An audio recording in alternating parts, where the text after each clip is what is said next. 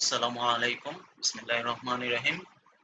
আমি এস.এম. তারিফুল ইসলাম, সহযোগী অধ্যাপক, হিসাব বিজ্ঞান বিভাগ, ঢাকা সিটি কলেজ। আমি ন্যাশনাল ইউনিভার্সিটি অফ বাংলাদেশ কর্তৃক আয়োজিত ভিডিও ভিত্তিক অনলাইন শিক্ষা কার্যক্রমে বিবিএ সম্মান শ্রেণীর ছাত্রছাত্রীদেরকে স্বাগত জানাচ্ছি। এমন একটি চমকপ্রদ উদ্যোগে আমাকে সম্পৃক্ত হওয়ার সুযোগ দেওয়ার জন্য আমি জাতীয় বিশ্ববিদ্যালয় কর্তৃপক্ষকে ধন্যবাদ জানাই। আমার আলোচনার বিষয় ছিল অ্যাডভান্সড অ্যাকাউন্টিং পার্ট 1 বিবিএ সম্মান হিসাব বিজ্ঞান বিভাগের তৃতীয় বর্ষের ছাত্রছাত্রীদের জন্য যে কোর্সটি আছে অ্যাডভান্সড অ্যাকাউন্টিং 1, সেই কোর্সে আমরা ইতোমধ্যে 4টি লেকচার সম্পন্ন করেছি, যার চতুর্থ লেকচার ছিল কোম্পানি ফাইন্যান্সিয়াল স্টেটমেন্ট অধ্যায়ের উপর প্রথম লেকচার, যেখানে কোম্পানি ফাইন্যান্সিয়াল স্টেটমেন্টের যে বিভিন্ন কম্পোনেন্টস গুলো আছে, অর্থাৎ যে ভিন্ন ভিন্ন বিবরণী নিয়ে কোম্পানি ফাইন্যান্সিয়াল স্টেটমেন্ট তৈরি করা হয় সেইগুলি এবং ওই সকল বিবরণীর বিষয়বস্তু নিয়ে আমরা সেখানে আলোচনা করেছি। পাশাপাশি আমাদের আলোচনায় এসেছিল ফাইন্যান্সিয়াল স্টেটমেন্টস এর যে 5টি এলিমেন্টস আছে সেগুলো নিয়ে আমরা আলোচনা করেছি, অর্থাৎ আমরা বলেছিলাম যে যত প্রকার হিসাব 5 প্রকার হিসাব আছে এবং ফাইন্যান্সিয়াল স্টেটমেন্ট এলিমেন্টও এই 5টি। তারপর আমরা এই এলিমেন্টস গুলা কোনটি কোন স্টেটমেন্টে অন্তর্ভুক্ত হবে, কিভাবে অন্তর্ভুক্ত হবে সে বিষয়ে কিছু থিওরিটিক্যাল আলোচনা আমরা করেছিলাম। আমরা আজ আলোচনা করব ক্যাশ ফ্লো স্টেটমেন্টের কিছু তাত্ত্বিক বিষয় নিয়ে প্রথম দফায়, এবং দ্বিতীয় অংশে আমরা কিছু গাণিতিক সমস্যা সমাধানের চেষ্টা করব। তো আমরা আলোচনা নিয়ে এগিয়ে যাই। আমাদের আলোচনার ধারাবাহিকতায় প্রথম যেটি আসছে সেটি হচ্ছে স্টেটমেন্ট অফ রিটেন আর্নিংস। আমরা বলেছিলাম যে আমাদের ফাইন্যান্সিয়াল স্টেটমেন্টের 5টি আলাদা আলাদা স্টেটমেন্ট আছে। ইনকাম স্টেটমেন্ট, আমাদের আছে ইনকাম স্টেটমেন্ট, আমাদের আছে স্টেটমেন্ট অফ রিটেন আর্নিংস, আমাদের আছে ব্যালেন্স শিট। আমরা নাম বলি প্রচলিত ভাষায়, যদি এটাকে আমরা ব্যালেন্স শিট বলেই অভ্যস্ত, আমাদের সিলেবাসে এভাবেই লেখা আছে। এমনকি এই অধ্যায়ের জন্য সম্পৃক্ত যে আইএএস 1 সেখানেও এটিকে ব্যালেন্স শিট বলেই উল্লেখ করা আছে। তারপর আমাদের ছিল স্টেটমেন্ট অফ ক্যাশ ফ্লোজ, এবং তারপর শেষ যে অংশটা ছিল notes to the financial statements. তো আমরা আলোচনার সময় আমরা বলেছিলাম যে যদিও আমরা প্রচলিত ভাবে গাণিতিক সমস্যা সমাধানের ক্ষেত্রে আমাদের স্কুল কলেজগুলোতে স্টেটমেন্ট অফ রিটেন আর্নিংস আমরা নামটা বলি এবং সেটাই শিক্ষা দেওয়ার চেষ্টা করি, কিন্তু আসলে এখানে যে সমস্যাটি আছে সেটি হচ্ছে আইএএস 1 এ এই স্টেটমেন্টের উল্লেখ নাই, বরং এর পরিবর্তে সেখানে যে স্টেটমেন্টের কথা বলা আছে সেটি হচ্ছে statement of changes in owners equity, মালিকানা সত্ত্বের পরিবর্তন বিবরণ। তো যাই হোক, দুটি জরুরি, দুটি মোটামুটি ভাবে সম্পৃক্ত দফা। উপস্থাপনার রীতিতে কিছু ভিন্নতা থাকার কারণে স্টেটমেন্ট দুইটার নাম আলাদা হয়ে গেছে। তো যাই হোক, আমরা সিলেবাসে যেহেতু এই বিষয়টির কথা উল্লেখ আছে এবং আমরাও এগুলি সাধারণত আমাদের প্রচলিত প্রশ্নপত্রে পেয়ে থাকি, তাই আমরা স্টেটমেন্ট অফ রিটেন আর্নিংস নিয়ে আলোচনা করছি। আমরা বলছি যে স্টেটমেন্ট অফ রিটেন আর্নিংস তৈরির উদ্দেশ্য কি। স্টেটমেন্ট অফ রিটেন আর্নিংস তৈরির প্রধানতম উদ্দেশ্য হচ্ছে যে এখানে আমরা প্রতিষ্ঠানের বছরের শুরুতে যে অবন্টিত মুনাফা ছিল, সে অবন্টিত মুনাফা এর সাথে চলতি বছরের মুনাফাকে সমন্বয় করা হবে। মুনাফা থেকে যে বিভিন্ন বন্টনগুলি আছে সেই বন্টন সমূহকে হিসাবভুক্ত করা হবে। বন্টনগুলি কেমন হতে পারে? আমরা লভ্যাংশ বাবদ শেয়ার মালিকদেরকে টাকা দিতে পারি, আমরা আমাদের প্রয়োজনীয় বিভিন্ন তহবিল থাকতে পারে সেখানে ফান্ডসে টাকা স্থানান্তর করতে পারি। এই সকল ফান্ডে ট্রান্সফার এবং ডিভিডেন্ড দেওয়ার পরে আমার হাতে যতটুকু আয় অবশিষ্ট আছে অবন্টিত অবস্থায়, that will be considered as the ending balance of retained earnings. এখানে একটা বিষয় চলে আসে আলোচনার অংশ হিসাবে, যে ট্রান্সফার ফান্ডস। আমরা বলি ফান্ড হচ্ছে দুই প্রকার, একটা হচ্ছে ভলান্টারি ফান্ড বা ভলান্টারি রিজার্ভ, আর একটা হচ্ছে কম্পালসারি ফান্ড। কম্পালসারি ফান্ড বলতে বোঝানো হয় যে সকল ফান্ডে টাকা ট্রান্সফার করা জরুরি, আর্থিক বিধি বিধান অনুযায়ী যে সকল ফান্ডে টাকা ট্রান্সফার করা বাধ্যতামূলক আইন অনুযায়ী, সেগুলিকে আমরা বলছি কম্পালসারি রিজার্ভ। এবং এ ধরনের ফান্ডে যদি টাকা ট্রান্সফার করতে হয়, যেমন হতে পারে ট্যাক্সেশন রিজার্ভ, যেমন হতে পারে ওয়ার্কার্স কম্পেনসেশন ফান্ড, যেমন হতে পারে ওয়ার্কার্স প্রফিট পার্টিসিপেশন ফান্ড, এ ধরনের শ্রমিকদের স্বার্থ সংশ্লিষ্ট যে সকল তহবিল আছে এবং তার পাশাপাশি বাধ্যতামূলক খরচ হিসাবে আয়কর যেটি আছে, এ ধরনের ফান্ডের ট্রান্সফারটাকে আমরা দেখিয়ে থাকি আমাদের ইনকাম স্টেটমেন্টে। কিন্তু ভলান্টারি কোনো রিজার্ভে ট্রান্সফারের জন্য যদি আমাদেরকে নির্দেশনা দেওয়া হয়, ভলান্টারি বলতে কি বোঝাচ্ছি, আমাদের হাতে উদ্বৃত্ত অর্থ থাকলে আমরা ওই সকল ফান্ডে টাকা স্থানান্তর করব। যদি পর্যাপ্ত ফান্ড না থাকে, পর্যাপ্ত প্রফিট না থাকে, তাহলে আমরা ওই সকল ফান্ডে কোনো টাকা স্থানান্তর করব না। তো এই ধরনের যে ফান্ডগুলি আছে ভলান্টারি রিজার্ভ, আমরা যেটা নাম একটু আগে বলেছি, সেখানে আমরা টাকা স্থানান্তর করাটা আমাদের জন্য ঐচ্ছিক এবং এই ফান্ডের ট্রান্সফার গুলো হবে রিটেন আর্নিংস স্টেটমেন্টের মাধ্যমে। তাহলে সংক্ষিপ্ত ব্যাখ্যা হচ্ছে কম্পালসারি ফান্ডের ট্রান্সফার আমাদেরকে করতে হবে ইনকাম স্টেটমেন্টের মাধ্যমে। কেন? কারণ ওই ফান্ডে টাকা ট্রান্সফার করাটা বাধ্যতামূলক এবং that will be considered as a compulsory charge against net profit, অর্থাৎ নেট প্রফিটের বিপরীতে একটি কম্পালসারি চার্জ হিসাবে সেটি গণ্য হবে। পক্ষান্তরে আমাদের রিটেন আর্নিংস স্টেটমেন্টে আসবে ভলান্টারি, অর্থাৎ যেটা ঐচ্ছিক, হাতে মুনাফা থাকলে আমরা যে ফান্ডে টাকা ট্রান্সফার করব, আদারওয়াইজ আমরা এই ফান্ডে কোনো টাকা ট্রান্সফার করব না। তো এই রিটেন আর্নিংস স্টেটমেন্টের গঠন এবার আসে। আমরা যেমনটা বললাম, রিটেন আর্নিংস স্টেটমেন্ট তৈরির ধারাবাহিকতাটা হচ্ছে আমাদের বিগিনিং যে রিটেন আর্নিংস এর ব্যালেন্স আছে তার সাথে আমরা চলতি বছরের নেট প্রফিটকে সংযুক্ত করব। সেখান থেকে ডিভিডেন্ড এবং ট্রান্সফার বাবদ আমাদের অবন্টিত মুনাফা যে হ্রাস পাচ্ছে সেটিকে আমরা মাইনাস করব। করলে আমরা আমাদের এন্ডিং রিটেন আর্নিংস এর ব্যালেন্সটি আমরা পেয়ে যাব। তো আমরা এখানে যদি খেয়াল করি, আমরা এখানে দেখব যে আমাদের উল্লেখ করা আছে এখানে এন্ডিং রিটেন আর্নিংসটা আমরা কিভাবে পাচ্ছি। আমরা বলছি যে যদি এটাকে একটা ইকুয়েশন ফরম্যাটে আমরা উল্লেখ করি তাহলে কি অবস্থা দাঁড়াবে, আমাদের বিগিনিং রিটেন আর্নিংস এর সাথে নেট ইনকামটা আমাদের যোগ হয়ে যাচ্ছে, সেখান থেকে আমরা ডিভিডেন্ডকে মাইনাস করছি, আমাদের ট্রান্সফারস গুলাকে মাইনাস করছি, মাইনাস করলে আমরা পেয়ে যাচ্ছি আমাদের এন্ডিং রিটেন আর্নিংসটাকে। এবং এটাকে যদি স্টেটমেন্টের মতো করে উপস্থাপন করি, বাস্তবে যেটা আমাদেরকে করতে হবে অঙ্ক করার সময়, সেভাবে যদি দেখাই তাহলে আমরা পাচ্ছি যে আমাদের বিগিনিং যে রিটেন আর্নিংস আছে সেই টাকার সাথে নেট ইনকামটাকে আমরা এখানে যোগ করছি, যোগ করে যে অ্যামাউন্ট আমরা পেলাম বাইরে বসাচ্ছি। দেন আমরা কি করব, এই যে ডিভিডেন্ড বাবদ যে টাকা দেওয়া হচ্ছে, ট্রান্সফার বাবদ যে টাকাটা ফান্ডে চলে যাচ্ছে, এগুলোকে আমরা নাম দিচ্ছি কি অ্যাপ্রোপ্রিয়েশনস। এই অ্যাপ্রোপ্রিয়েশনস গুলাকে আমরা এরপরে বসাবো। দেন অ্যাপ্রোপ্রিয়েশনের যে দুইটা আইটেম আমরা আলোচনা করেছি, ডিভিডেন্ড এবং ট্রান্সফার, দুইটাকে সংযুক্ত করে আমরা আমাদের সম্মিলিত প্রফিট থেকে যদি বাদ দেই তাহলে আমরা পেয়ে যাব আমাদের সমাপনী অবন্টিত মুনাফা, ending balance of retained earnings. Written earnings বলতেই বোঝানো হয় অবন্টিত মুনাফা, অর্থাৎ মুনাফার যে অংশ না করা হয়েছে লভ্যাংশ হিসাবে স্থানান্তর, না কোনো ফান্ডে ট্রান্সফার করা হয়েছে, আমরা এটাকে অবন্টিত অবস্থায় রেখে দিয়েছি। দেন নেক্সট আমাদের আলোচনার বিষয় হচ্ছে statement of cash flows. Statement of cash flows, এখানে আমরা আলোচনা করেছিলাম যে ক্যাশ ফ্লো স্টেটমেন্টের এলিমেন্ট বা অ্যাক্টিভিটি হচ্ছে তিনটা। একটা হচ্ছে ফার্স্ট ওয়ান হচ্ছে আমাদের cash flow from operating activities, then আমাদের ছিল cash flow from investing activities, then last one ছিল আমাদের cash flow from financing activities. তো cash flow from operating activities এর মধ্যে কি আসছে, কোম্পানির পরিচালনা কর্মকাণ্ডের সাথে সম্পর্কযুক্ত যে দফাগুলি আছে, current assets, current liabilities, revenues and expenses, এই বিষয়গুলোকে সমন্বয় করে আমরা পাবো আমাদের অপারেটিং অ্যাক্টিভিটিস থেকে ক্যাশ ফ্লো।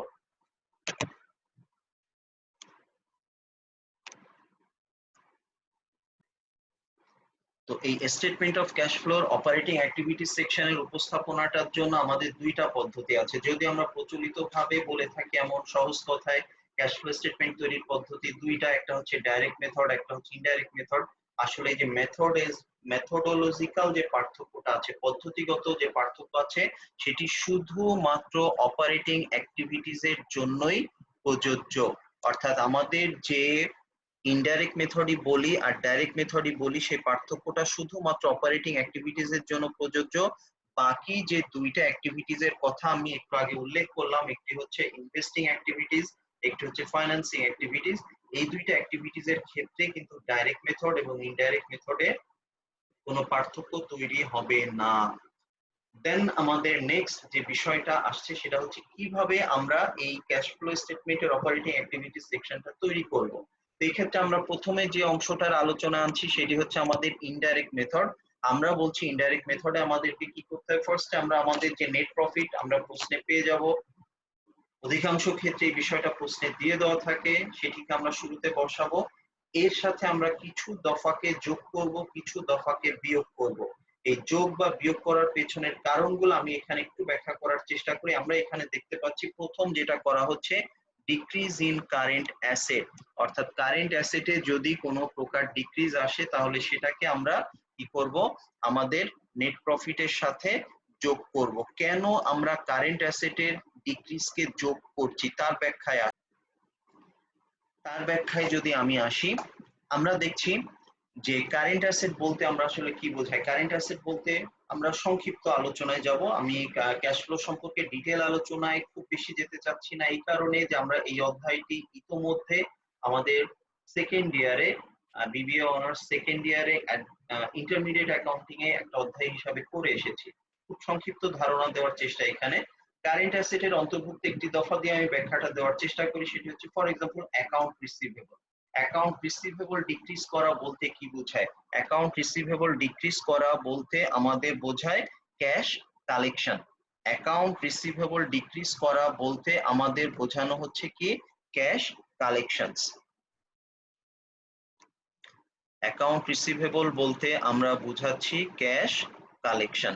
যেহেতু কালেকশন বোঝানো হচ্ছে সেহেতু এটি আমাদের নেট মুনাফার সাথে যোগ হয়ে যাবে। তো কেন হচ্ছে বা কেন শুধু অ্যাকাউন্ট রিসিভেবলকে ক্যাশ কালেকশন বলছি? আমাদের সেলসের চেয়ে যদি অ্যাকাউন্ট রিসিভেবলের পরিমাণ ডিক্রিজ করে সেলসের তুলনায়, তার মানে কি আমাদের গত বছরেরও কিছু বকেয়া টাকা এবছরে আদায় হচ্ছে, অথবা এমন হতে পারে আমাদের চলতি বছরের ধারে বিক্রয়ের তুলনায় নগদ আদায়ের পরিমাণ কম। এই অর্থ যেহেতু নগদ প্রাপ্তি হিসাবে গণ্য হচ্ছে, তাই এটাকে আমি আমাদের নেট ইনকামের সাথে যোগ করেছি। আমরা প্রথম আলোচনায় অর্থাৎ এই অধ্যায়ের প্রথম আলোচনায় একটি বিষয় উল্লেখ করেছিলাম, যেখানে আমরা বলেছিলাম যে cash flow statement is the only statement which follows cash basis accounting. অর্থাৎ আমার নেট ইনকামটা আমরা ইউজুয়ালি ইনকাম স্টেটমেন্ট তৈরি করার সময় অ্যাকচুয়াল বেসিস ফলো করি, যে কারণে নেট ইনকামটা যখন আমরা ক্যালকুলেট করছি সেখানে যেমনি বকেয়া আয়টাকে আয় হিসাবে গণ্য করা হয়েছে, তেমনি বকেয়া খরচটাকে খরচ হিসাবে গণ্য করা হয়েছে। whereas এই বকেয়া আয় বাবদ, বকেয়া মানেই হচ্ছে কি যে আমি কোনো নগদ অর্থ এই বাবদ পাইনি, ঠিক একইভাবে বকেয়া খরচ অর্থ হচ্ছে আমি এটাকে এই খরচ বাবদ কোনো টাকা আমি পরিশোধ করিনি। তাহলে যে টাকা আমি দেইনি সেটাকে খরচ হিসাবে যেমনি দেখানোটা ক্যাশ বেসিস সাপোর্ট করে না, ঠিক সেইভাবে যে আয় আমি পাইনি তাকে ইনকাম হিসাবে দেখানোটা ক্যাশ বেসিস সাপোর্ট করে না। তাহলে ইনকামের মধ্যে এই যে নন ক্যাশ অংশগুলো আছে সেগুলিকে রিভার্স অ্যাডজাস্ট করার জন্য আমরা decrease in current asset K minus করছি, সরি প্লাস করছি, ক্যাশ কালেকশন হিসাবে গণ্য করছি। এগেইন আমরা যদি দেখি increase in current liabilities, increase in current liabilities বলতে আমরা কি বোঝাচ্ছি? পারচেজ যখনই হচ্ছে তখনই কিন্তু আমরা এটাকে রেভিনিউ হিসাবে দেখিয়ে থাকি। পারচেজ যখনই হচ্ছে তখনই আমরা এটিকে রেভিনিউ হিসাবে দেখিয়ে থাকি, কিন্তু আমরা যখন পারচেসটা আমরা করছি অন ক্রেডিট, পারচেসটা যখন আমরা করছি অন ক্রেডিট তখন আমরা খরচ হিসাবে দেখাচ্ছি ঠিকই, কিন্তু অর্থটা পরিশোধ করি নাই, যে ব্যাখ্যাটা একটু আগে আমি বলেছি। ফলে সেক্ষেত্রে আমাদের জন্য যুক্তিসঙ্গত বিষয় হচ্ছে কি কারেন্ট লায়াবিলিটিজ এর increase means purchase or other expense were incurred for non cash, বকেয়া ভাবে খরচগুলো তৈরি হয়েছে। এখন বকেয়া ভাবে তৈরি হওয়া বলতে কি আমার খরচ হিসাবে লেখার ফলে মুনাফার পরিমাণ কমে গেছে, কিন্তু অর্থ পরিশোধ না করার কারণে মুনাফার মধ্যে নগদ অর্থ হ্রাস পায় নাই। যে পরিমাণ নগদ অর্থ মুনাফার মধ্যে হ্রাস পায় নাই সেই অংশটাকে আমরা এখন কি করব, কারেন্ট লায়াবিলিটিজ এর ইনক্রিজ হিসাবে গণ্য হবে এবং সেটাকে আমরা এখন আমাদের নেট প্রফিটের সাথে যোগ করে ফেলছি। দেন আমাদের নেক্সট আসছে depreciation, depletion, amortisation or written off, which whatever it is or whichever this one is, all these refers to non-cash expenses.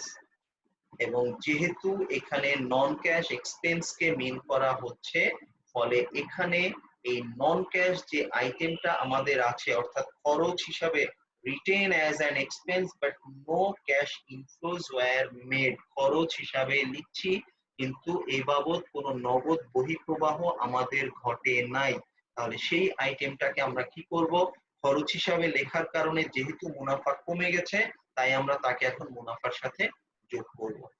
দেন আমাদের আসছে loss on sale of assets, সম্পত্তি বিক্রয়লব্ধ টাকা, সেটা আমি বুক ভ্যালুর চেয়ে বেশি মূল্য যখনই পাচ্ছি, সম্পত্তি বিক্রয় করে যখনই আমি বুক ভ্যালুর চেয়ে বেশি অর্থ লাভ করছি, তখন সেটাকে আমরা বলছি gain on sale of assets. whereas সম্পত্তি বিক্রি করে আমরা যদি বুক ভ্যালুর চেয়ে কম টাকা আমরা পাই তাহলে সেগুলা আমাদের জন্য কি হবে, সেগুলো আমাদের জন্য গণ্য হবে লস হিসাবে। তো আমাদের লসই হোক আর গেইনই হোক, বিক্রি করে যে টাকা আমরা পাবো সম্পূর্ণ টাকাটাকেই কিন্তু আমরা দেখাবো আমাদের ইনভেস্টিং অ্যাক্টিভিটিজে ক্যাশ ফ্লো হিসাবে, ক্যাশ ইনফ্লো হিসাবে। সো যেহেতু being the proceed from sale of asset will be considered as a cash inflow in investing activities, যেহেতু সম্পত্তির বিক্রয়লব্ধ টাকা ইনভেস্টিং অ্যাক্টিভিটিজে ক্যাশ ইনফ্লো হিসাবে গণ্য হচ্ছে, সুতরাং সম্পূর্ণ টাকাই ওইখানে যেহেতু আমরা রিপোর্ট করছি, ফলে লস হোক আর গেইন হোক তাকে আলাদাভাবে এই অংশের মধ্যে রিপোর্ট করার কোনো সুযোগ আমাদের নাই। তাই রিভার্স অ্যাডজাস্টমেন্ট হিসাবে লসের কারণে প্রফিট কমে গেছে তাই আমরা যোগ করে ফেলছি, পক্ষান্তরে গেইনের কারণে প্রফিট বৃদ্ধি পেয়েছে তাই আমরা এটাকে মাইনাস করে ফেলছি। দেন আমাদের আসছে ডিডাকশনস এর আইটেমগুলি। ডিডাকশনস এর মধ্যে আমরা দেখছি increase in current asset means আমি সেল করেছি কিন্তু বাকিতে, যখনই বাকিতে আমি সেল করছি তার মানেই দাঁড়াচ্ছে ধারে বিক্রয়ের ফলে আমি এটাকে আয় হিসাবে দেখাচ্ছি ঠিকই কিন্তু নগদ অর্থ আমি পাইনি, নন ক্যাশ ইনকাম হিসাবে এটাকে আমি আমার প্রফিট থেকে মাইনাস করে ফেলছি। দেন আসছে decrease in current liabilities. Decrease in current liabilities বলতে আমরা কি বোঝাচ্ছি, কারেন্ট লায়াবিলিটিস যদি ডিক্রিজ করে দ্যাট মিন্স আমি অ্যাকাউন্ট পেয়েবল কে টাকা পরিশোধ করেছি, পারচেজ যতটুকু ক্রেডিট পারচেজ আমি করেছি তার চেয়ে পেমেন্টের পরিমাণ বেশি, অর্থাৎ খরচ হিসাবে যত টাকা আমি পারচেজ বাবদ খরচ হিসাবে যত টাকা আমি লিখেছি পেমেন্টের পরিমাণ তার চেয়ে বেশি, এবং যেহেতু পেমেন্টের পরিমাণ তার চেয়ে বেশি সুতরাং এই অতিরিক্ত পেমেন্টটা আমার প্রফিটটাকে লেস করে দিবে। কেন? কারণ বাড়তি পেমেন্টকে কিন্তু আমি খরচ হিসাবে দেখাইনি, কিন্তু ক্যাশ বেসিসে এটাকে খরচ হিসাবেই গণ্য করার জন্য নির্দেশনা দেওয়া হচ্ছে। দেন আমাদের আসে যে cash flow from operating activities. Direct মেথডে যদি আমাদেরকে করতে বলে তখন আমরা এটা কিভাবে গণনা করব। ডাইরেক্ট মেথডের বিষয়টা হচ্ছে আমরা যেমনটা খেয়াল করলাম যে অপারেটিং অ্যাক্টিভিটিসে সেলস থেকে কত টাকা পেয়েছি আমরা কিন্তু গণনা করিনি, আমরা দেনাদারে কত টাকা কমছে বাড়ছে সেইটা হিসাব করছি, অথচ দেনাদারকে প্রকৃতপক্ষে কত টাকা দেনাদার থেকে আদায় হয়েছে, পাওনাদারকে প্রকৃতপক্ষে কত টাকা পরিশোধ করা হয়েছে সেটি কিন্তু আমরা গণনা বা হিসাবভুক্ত করি নাই বা করার চেষ্টা করি নাই। এই যে একটা বিষয় থেকে যাচ্ছে, ডাইরেক্ট মেথড কিন্তু ঠিক ওই জায়গাটাই এসে অ্যাটাকটা করছে। এবং ক্যাশ ফ্লো স্টেটমেন্ট রিলেটেড যে আইএএস আছে IAS 7 সেখানে কিন্তু আমাদের বলা আছে direct method is more acceptable. কেন? কারণ ডাইরেক্ট মেথড স্পেসিফিক্যালি ক্যাশ রিসিপ্টের পরিমাণ গণনা করে, স্পেসিফিক্যালি ক্যাশ পেমেন্টের পরিমাণ গণনা করে, যেটা কিন্তু আমরা আমাদের ইনডাইরেক্ট মেথডে কোথাও কিন্তু আমাদের এই বিষয়টা নাই। ক্যাশ রিসিপ্ট কত, ক্যাশ পেমেন্ট কত সেটা কিন্তু ইনকাম আমাদের ইনডাইরেক্ট মেথডে নাই, যেটা আমরা ডাইরেক্ট মেথডে কিন্তু পেয়ে যাচ্ছি। তো এখানে কি করা হচ্ছে, ফার্স্টে আমাদের আসছে from account receivable and cash sales, অর্থাৎ ক্যাশ সেলস এবং অ্যাকাউন্ট রিসিভেবল বাবদ কত টাকা পাচ্ছি সেটা আমরা গণনা করব।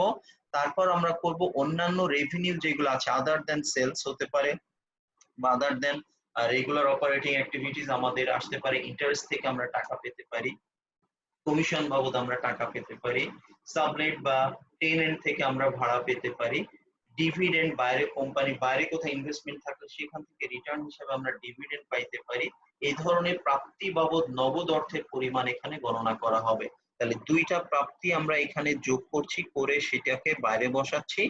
দেন আমাদের আসছে বিভিন্ন পেমেন্ট, যেমন পারচেজ বাবদ কত টাকা আমরা পরিশোধ করেছি, আমরা পারচেজের সাথে অ্যাকাউন্ট পেয়েবলকে অ্যাডজাস্ট করব।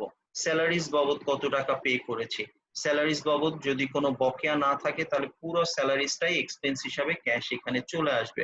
আর যদি স্যালারিজ বাবদ প্রিপেইড বা আউটস্ট্যান্ডিং থাকে সেটাকে স্যালারির সাথে প্রয়োজন অনুযায়ী অ্যাডজাস্ট করে, রিভার্স অ্যাডজাস্ট করে আমরা স্যালারি বাবদ ক্যাশ পেমেন্টের পরিমাণটা গণনা করব। দেন ট্যাক্স বাবদ কত টাকা দেওয়া হয়েছে, আদার এক্সপেন্স বাবদ কত টাকা দেওয়া হয়েছে, এই সবগুলা পেমেন্টকে যোগ করে আমরা কি করছি, বাইরে বসাচ্ছি এবং এই টোটাল রিসিপ্ট থেকে টোটাল পেমেন্টটাকে মাইনাস করছি। আমরা মাইনাস করে আমরা আমাদের অপারেটিং অ্যাক্টিভিটিস থেকে ক্যাশ ফ্লোর পরিমাণটা জানতে পারছি। তো আমাদের প্রাপ্তির পরিমাণ যদি প্রদানের চেয়ে বেশি হয়, প্রাপ্তি is more than the payment প্রদান, তখন আমাদের আসবে নেট ক্যাশ প্রোভাইডেড। কেন? প্রাপ্তির পরিমাণ বেশি হয়, আমাদের হাতে কিছু টাকা অবশিষ্ট থাকবে। পক্ষান্তরে প্রদানের পরিমাণটা যখন বেশি হয়ে যাবে তখন আমাদের নগদের অর্থ পরিমাণ হ্রাস পাবে এবং তখন আমরা এটাকে বলবো ইউজড বাই অপারেটিং অ্যাক্টিভিটিস। দেন আমরা আসছি ইনভেস্টিং এবং ফাইন্যান্সিং অ্যাক্টিভিটিস থেকে কিভাবে আমরা ক্যাশ ফ্লোটা ক্যালকুলেট করব। এখানে একটা বিষয় চলেই আসে বা আসতে পারে প্রাসঙ্গিকভাবে, যে কিভাবে আমরা অ্যাকাউন্ট রিসিভেবল থেকে টাকা প্রাপ্তির পরিমাণ গণনা করব, কিভাবে অ্যাকাউন্ট পেয়েবল বাবদ টাকা প্রদানের পরিমাণ গণনা করব। এই বিষয় সম্পর্কে আমরা গাণিতিক আলোচনার মধ্যে বিস্তারিত আলোচনা করেছি বা করার চেষ্টা করেছি, তখন এই বিষয়গুলি আশা করি ক্লিয়ার হয়ে যাবে ইনশাআল্লাহ। তো আমরা আসি এবার পরবর্তী যে অংশটা আমরা বলছিলাম ইনভেস্টিং এবং ফাইন্যান্সিং অ্যাক্টিভিটিস। আমরা বলি যে ইনভেস্টিং অ্যাক্টিভিটিস এর মধ্যে আসবে fixed asset related transactions, investible asset বাবদ যে লেনদেনগুলো আছে, যার ছোট্ট একটা অংশের আলোচনা আমি ইতোমধ্যে করে ফেলেছি।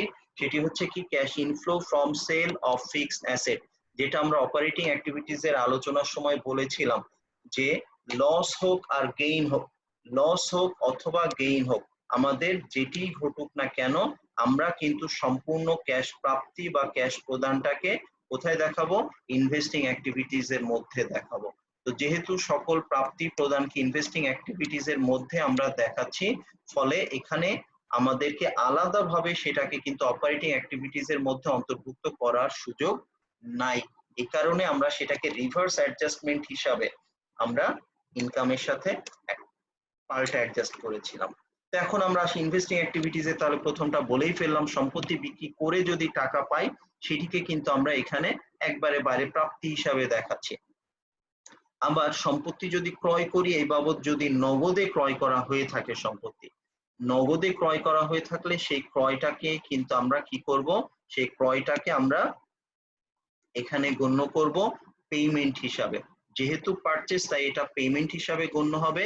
আর এখানে যেহেতু আমাদের সেলস, ফলে কি হবে, এই সেলসটা থাকার কারণে সেটি আমাদের প্রাপ্তি হিসাবে গণ্য হবে। প্রাপ্তি থেকে প্রদান মাইনাস করে আমরা বাইরে টাকাটা বসাবো।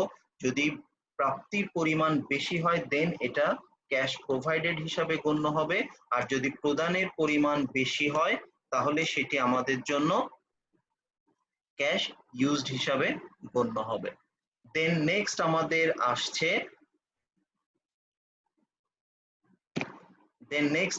যে বিষয়টা আসছে সেটি হচ্ছে ফাইন্যান্সিং অ্যাক্টিভিটিস। ফাইন্যান্সিং অ্যাক্টিভিটিস এর মধ্যে আমরা দেখাই শেয়ার বিক্রয় বাবদ টাকা পাওয়া গেছে কিনা, শেয়ার ইস্যু বাবদ কোনো লোন নেওয়া হয়েছে কিনা, নতুন করে যদি কোনো লোন নেওয়া হয়ে থাকে তাহলে সেই লোনের কারণে কিন্তু আমাদের নগদ অর্থের পরিমাণ বৃদ্ধি পাবে, ফলে সেটাকে আমরা এখানে দেখাবো। যেহেতু নগদ অর্থের পরিমাণ বৃদ্ধি পাচ্ছে ফলে সেটা আমাদের জন্য গণ্য হবে প্রাপ্তি হিসাবে। দেন আমাদের আসছে যদি আমরা শেয়ার ইস্যু করি সেটিও প্রাপ্তি হিসাবে গণ্য হবে। আদার কোনো long term loan like mortgage থেকে যদি আমরা টাকা পাই সেটিও আমাদের প্রাপ্তি হিসাবে গণ্য হবে। whereas আমরা যদি কোনো ডেট, ডিবেঞ্চার, বন্ড বা মর্টগেজ রিপে করে থাকি তাহলে তার জন্য আমাদের নগদ অর্থ হ্রাস পাবে এবং সেটিকে কিন্তু আমরা পেমেন্ট দ্যাট ইজ মাইনাস হিসাবে দেখাবো। একইভাবে ডিভিডেন্ড যদি আমরা দেই, নগদ অর্থ হ্রাস পাচ্ছে, সেটিকে আমরা মাইনাস হিসাবে দেখাবো। এবং পূর্বের মতো একই কথা আবারও পুনরুল্লেখ করতে হবে যে পেমেন্টের পরিমাণ যদি মোর দ্যান রিসিভড হয়ে যায় তাহলে সেটা ইউজড হিসাবে গণ্য হবে, আর পেমেন্ট যদি কম থাকে, রিসিপ্ট যদি বেশি হয়ে যায় তখন সেটা ক্যাশ প্রোভাইডেড হিসাবে গণ্য হবে। এখন আমরা যাব একটা সামারি উপস্থাপনাতে, যেখানে আমরা বলছি কি যে অপারেটিং অ্যাক্টিভিটিস থেকে ক্যাশ ইউজ বা প্রোভাইডেড আসছে আমাদের, দেন আমাদের ইনভেস্টিং অ্যাক্টিভিটিস থেকে ক্যাশ রিসিভ বা ক্যাশ পেমেন্ট আসছে, আমাদের ফাইন্যান্সিং অ্যাক্টিভিটিস থেকে ক্যাশ রিসিভ বা ক্যাশ ইউজড আমাদের আসছে, এবং এই সবগুলো আইটেমকে যোগ বিয়োগ করে আমরা বাইরে বসালে যে টাকাটা পাবো তাকে আমরা বলছি changes in cash during the year. It may be positive, may be negative. যদি ওভারঅল সকল প্রকার অর্থাৎ যে তিনটা অ্যাক্টিভিটিস আছে, তিনটা অ্যাক্টিভিটিসের সম্মিলিত ফলাফল যদি পজিটিভ আসে তাহলে আমাদের চলতি বছরের ক্যাশের পরিমাণ গত বছরের চেয়ে বৃদ্ধি পাচ্ছে হিসাবে আমরা দেখব। আর যদি প্রাপ্তির পরিমাণ, ওভারঅল প্রাপ্তির পরিমাণটা কম হয়, প্রদানের পরিমাণ বেশি হয়ে যায়, তাহলে ক্যাশ রিডাকশন হবে, গত বছরের চেয়ে চলতি বছরের ক্যাশের পরিমাণ হ্রাস পাবে। তো এরপরে যে বিষয়টা একটু জরুরি সেটা হচ্ছে যে এখানে আমরা দেখছি ক্যাশ ব্যালেন্স, আমরা ওপেনিং এবং ক্লোজিং ক্যাশ ব্যালেন্সটাকে এখানে বসাচ্ছি, whereas this ক্যাশ অ্যামাউন্ট কিন্তু আমাদের কারেন্ট অ্যাসেট। ফলে আমাদেরকে মনে রাখতে হবে যে এই ক্যাশের ইনক্রিজ বা ডিক্রিজটাকে কারেন্ট অ্যাসেটের ইনক্রিজ এবং ডিক্রিজ হিসাবে গণ্য করে অপারেটিং অ্যাক্টিভিটিসে দেখানো যাবে না। কারেন্ট অ্যাসেটের ইনক্রিজ ডিক্রিজকে যদিও আমরা অপারেটিং অ্যাক্টিভিটিসে দেখাই, কিন্তু এটাকে কিন্তু কারেন্ট অ্যাসেট হিসাবে গণ্য করা যাবে না। কেন যাবে না? কারণ ক্যাশের অ্যাডজাস্টমেন্টটা বছরের শেষে হবে। এরপর আমরা যে অংশে যাচ্ছি সেটি হচ্ছে এখানে বলে দেওয়া হচ্ছে কিছু লেনদেন থাকতেই পারে যেগুলা ক্যাশ ফ্লো স্টেটমেন্টে আসবে না। আমি ছোট্ট একটা শব্দ উচ্চারণ করেছিলাম, অ্যাসেট যদি ক্যাশে কেনা হয়ে থাকে, ধারে কেনা হইলে কিন্তু সেটি ইনভেস্টিং অ্যাক্টিভিটিসে আসবে না। ধারে কেনার পরিবর্তে আরো অন্যভাবেও অ্যাসেট কিন্তু সংগ্রহ করা হতে পারে। যেমন প্রথম অধ্যায়ের যে আলোচনা আমাদের ছিল accounting for stock holders equity, যেখানে শেয়ার ইস্যু নিয়ে আমরা আলোচনা করেছি, সেখানে আমরা কথাটি বলেছি যে আমরা অনেক সময় শেয়ার ইস্যু করি in exchange of land, in exchange of property, in exchange of equipment, বা এটা হতে পারে যে আমরা কোনো ডেট রিপে করার জন্য শেয়ার দিয়ে দিতে পারি। তো এই অ্যাসেটের বিনিময়ে যদি আমি শেয়ার দেই তাহলে কি হচ্ছে, অ্যাসেট পাচ্ছি যে বাবদ কোনো নগদ অর্থ আমাকে দিতে হচ্ছে না, একইভাবে শেয়ার যে ইস্যু করছি সে বাবদ কোনো নগদ টাকা কিন্তু আমি পাচ্ছি না। ফলে এই অ্যাসেট যদি শেয়ারের বিনিময়ে ইস্যু করা হয় সেটি নগদ প্রবাহ বিবরণীতে ক্যাশ ফ্লো স্টেটমেন্টে আসবে না। একইভাবে বন্ড, ডিবেঞ্চার বা প্রেফার্ড স্টককে যদি কমন স্টকে কনভার্ট করা হয়, যেমনটা বললাম যে আমি ঋণ পরিশোধ করতে যে নগদ অর্থ না দিয়ে তাদেরকে কিছু শেয়ার দিয়ে দিচ্ছি, একই কথা আবারও বলবো যে ক্ষেত্রে ঋণ পরিশোধ করতে যে যেমনি কোনো নগদ অর্থ আমাকে দিতে হচ্ছে না, ঠিক একইভাবে শেয়ার যে প্রদান করছি সে বাবদ কোনো নগদ প্রাপ্তিও আমার হচ্ছে না, সুতরাং এটাকে দেখানোর সুযোগ নাই। আর ফাইনালি আমরা বলেছি ক্যাশ ডিভিডেন্ড আসবে, স্টক ডিভিডেন্ড আসবে না। কেন? কারণ স্টক ডিভিডেন্ড বলতেই আমরা বুঝাচ্ছি ডিভিডেন্ড হিসাবে আমি কোনো নগদ টাকা দেই নাই, ডিভিডেন্ড হিসাবে আমি যেটি দিয়েছি সেটি হচ্ছে শেয়ার। ফলে ডিভিডেন্ড বাবদ কোনো নগদ টাকা আমার হাত থেকে কমে নাই, আর যে শেয়ার আমি দিচ্ছি ডিভিডেন্ড বাবদ সেই শেয়ারের বিনিময়ে কোনো নগদ প্রাপ্তিও আমার আসে নাই। তো এই গেল হচ্ছে আমাদের ক্যাশ ফ্লো স্টেটমেন্টের সামারি উপস্থাপনা। আমরা গাণিতিক সমস্যার মধ্যে গেলে ছোট্ট একটা অঙ্ক দিয়ে হলো অংশটা বোঝানোর চেষ্টা করব। তো পরবর্তী অংশের আলোচনায় আমরা যাই। আমরা দেখতে পাচ্ছি এখানে যেটা আছে, এখানে আমরা দেখতে পাচ্ছি আমরা এবার যে কাজটি করব সেটি হচ্ছে কিছু গাণিতিক সমস্যা সমাধানের জন্য চেষ্টা করব বা এই সংক্রান্ত কিছু নির্দেশনা দেওয়ার চেষ্টা করব। আমাদের উদ্দেশ্য থাকবে যেন আমাদের এই অংশের আলোচনা গাণিতিক সমস্যা সমাধানে সহায়ক হয়। তো এখানে আমরা পাচ্ছি কোম্পানি ফাইন্যান্সিয়াল স্টেটমেন্ট রিলেটেড কিছু প্র্যাকটিক্যাল প্রবলেম এখানে আসছে, যেখানে আমরা দেখছি the information of Lara trading as of December 31st 2018 are given below. এখানে আমাদের অ্যাকাউন্ট রিসিভেবল আছে, ইন্টারেস্ট রেভিনিউ আছে, প্রিপেড রেন্ট আছে, prepaid insurance, equipment, accumulated depreciation, এরকম বিভিন্ন আইটেম গুলো এখানে দিয়ে দেওয়া আছে। তারপর আমাদেরকে কিছু অ্যাডজাস্টমেন্ট এখানে দিয়ে দেওয়া আছে। এই অ্যাডজাস্টমেন্ট গুলোর উপর ভিত্তি করে আমাদের যেটি করণীয় সেটি হচ্ছে সিঙ্গেল স্টেপ ইনকাম স্টেটমেন্ট আমরা তৈরি করব। আদতে সিঙ্গেল স্টেপ ইনকাম স্টেটমেন্ট তৈরির ক্ষেত্রে আমরা এই অধ্যায়ের প্রথম যে লেকচার ছিল, লেকচার নম্বর 4 এ আমরা একটা নির্দেশনা দিয়েছি, সেটি হচ্ছে যে মোটামুটি ভাবে সেবামূলক প্রতিষ্ঠান সিঙ্গেল স্টেপ ইনকাম স্টেটমেন্ট তৈরি করে থাকে। সেবামূলক প্রতিষ্ঠান single step statement income statement তৈরি করে থাকে, whereas যেসব কোম্পানি পণ্য ক্রয় বিক্রয়ের সাথে সম্পর্কযুক্ত সম্পৃক্ত তারা মাল্টিপল স্টেপ ইনকাম স্টেটমেন্ট তৈরি করে থাকে।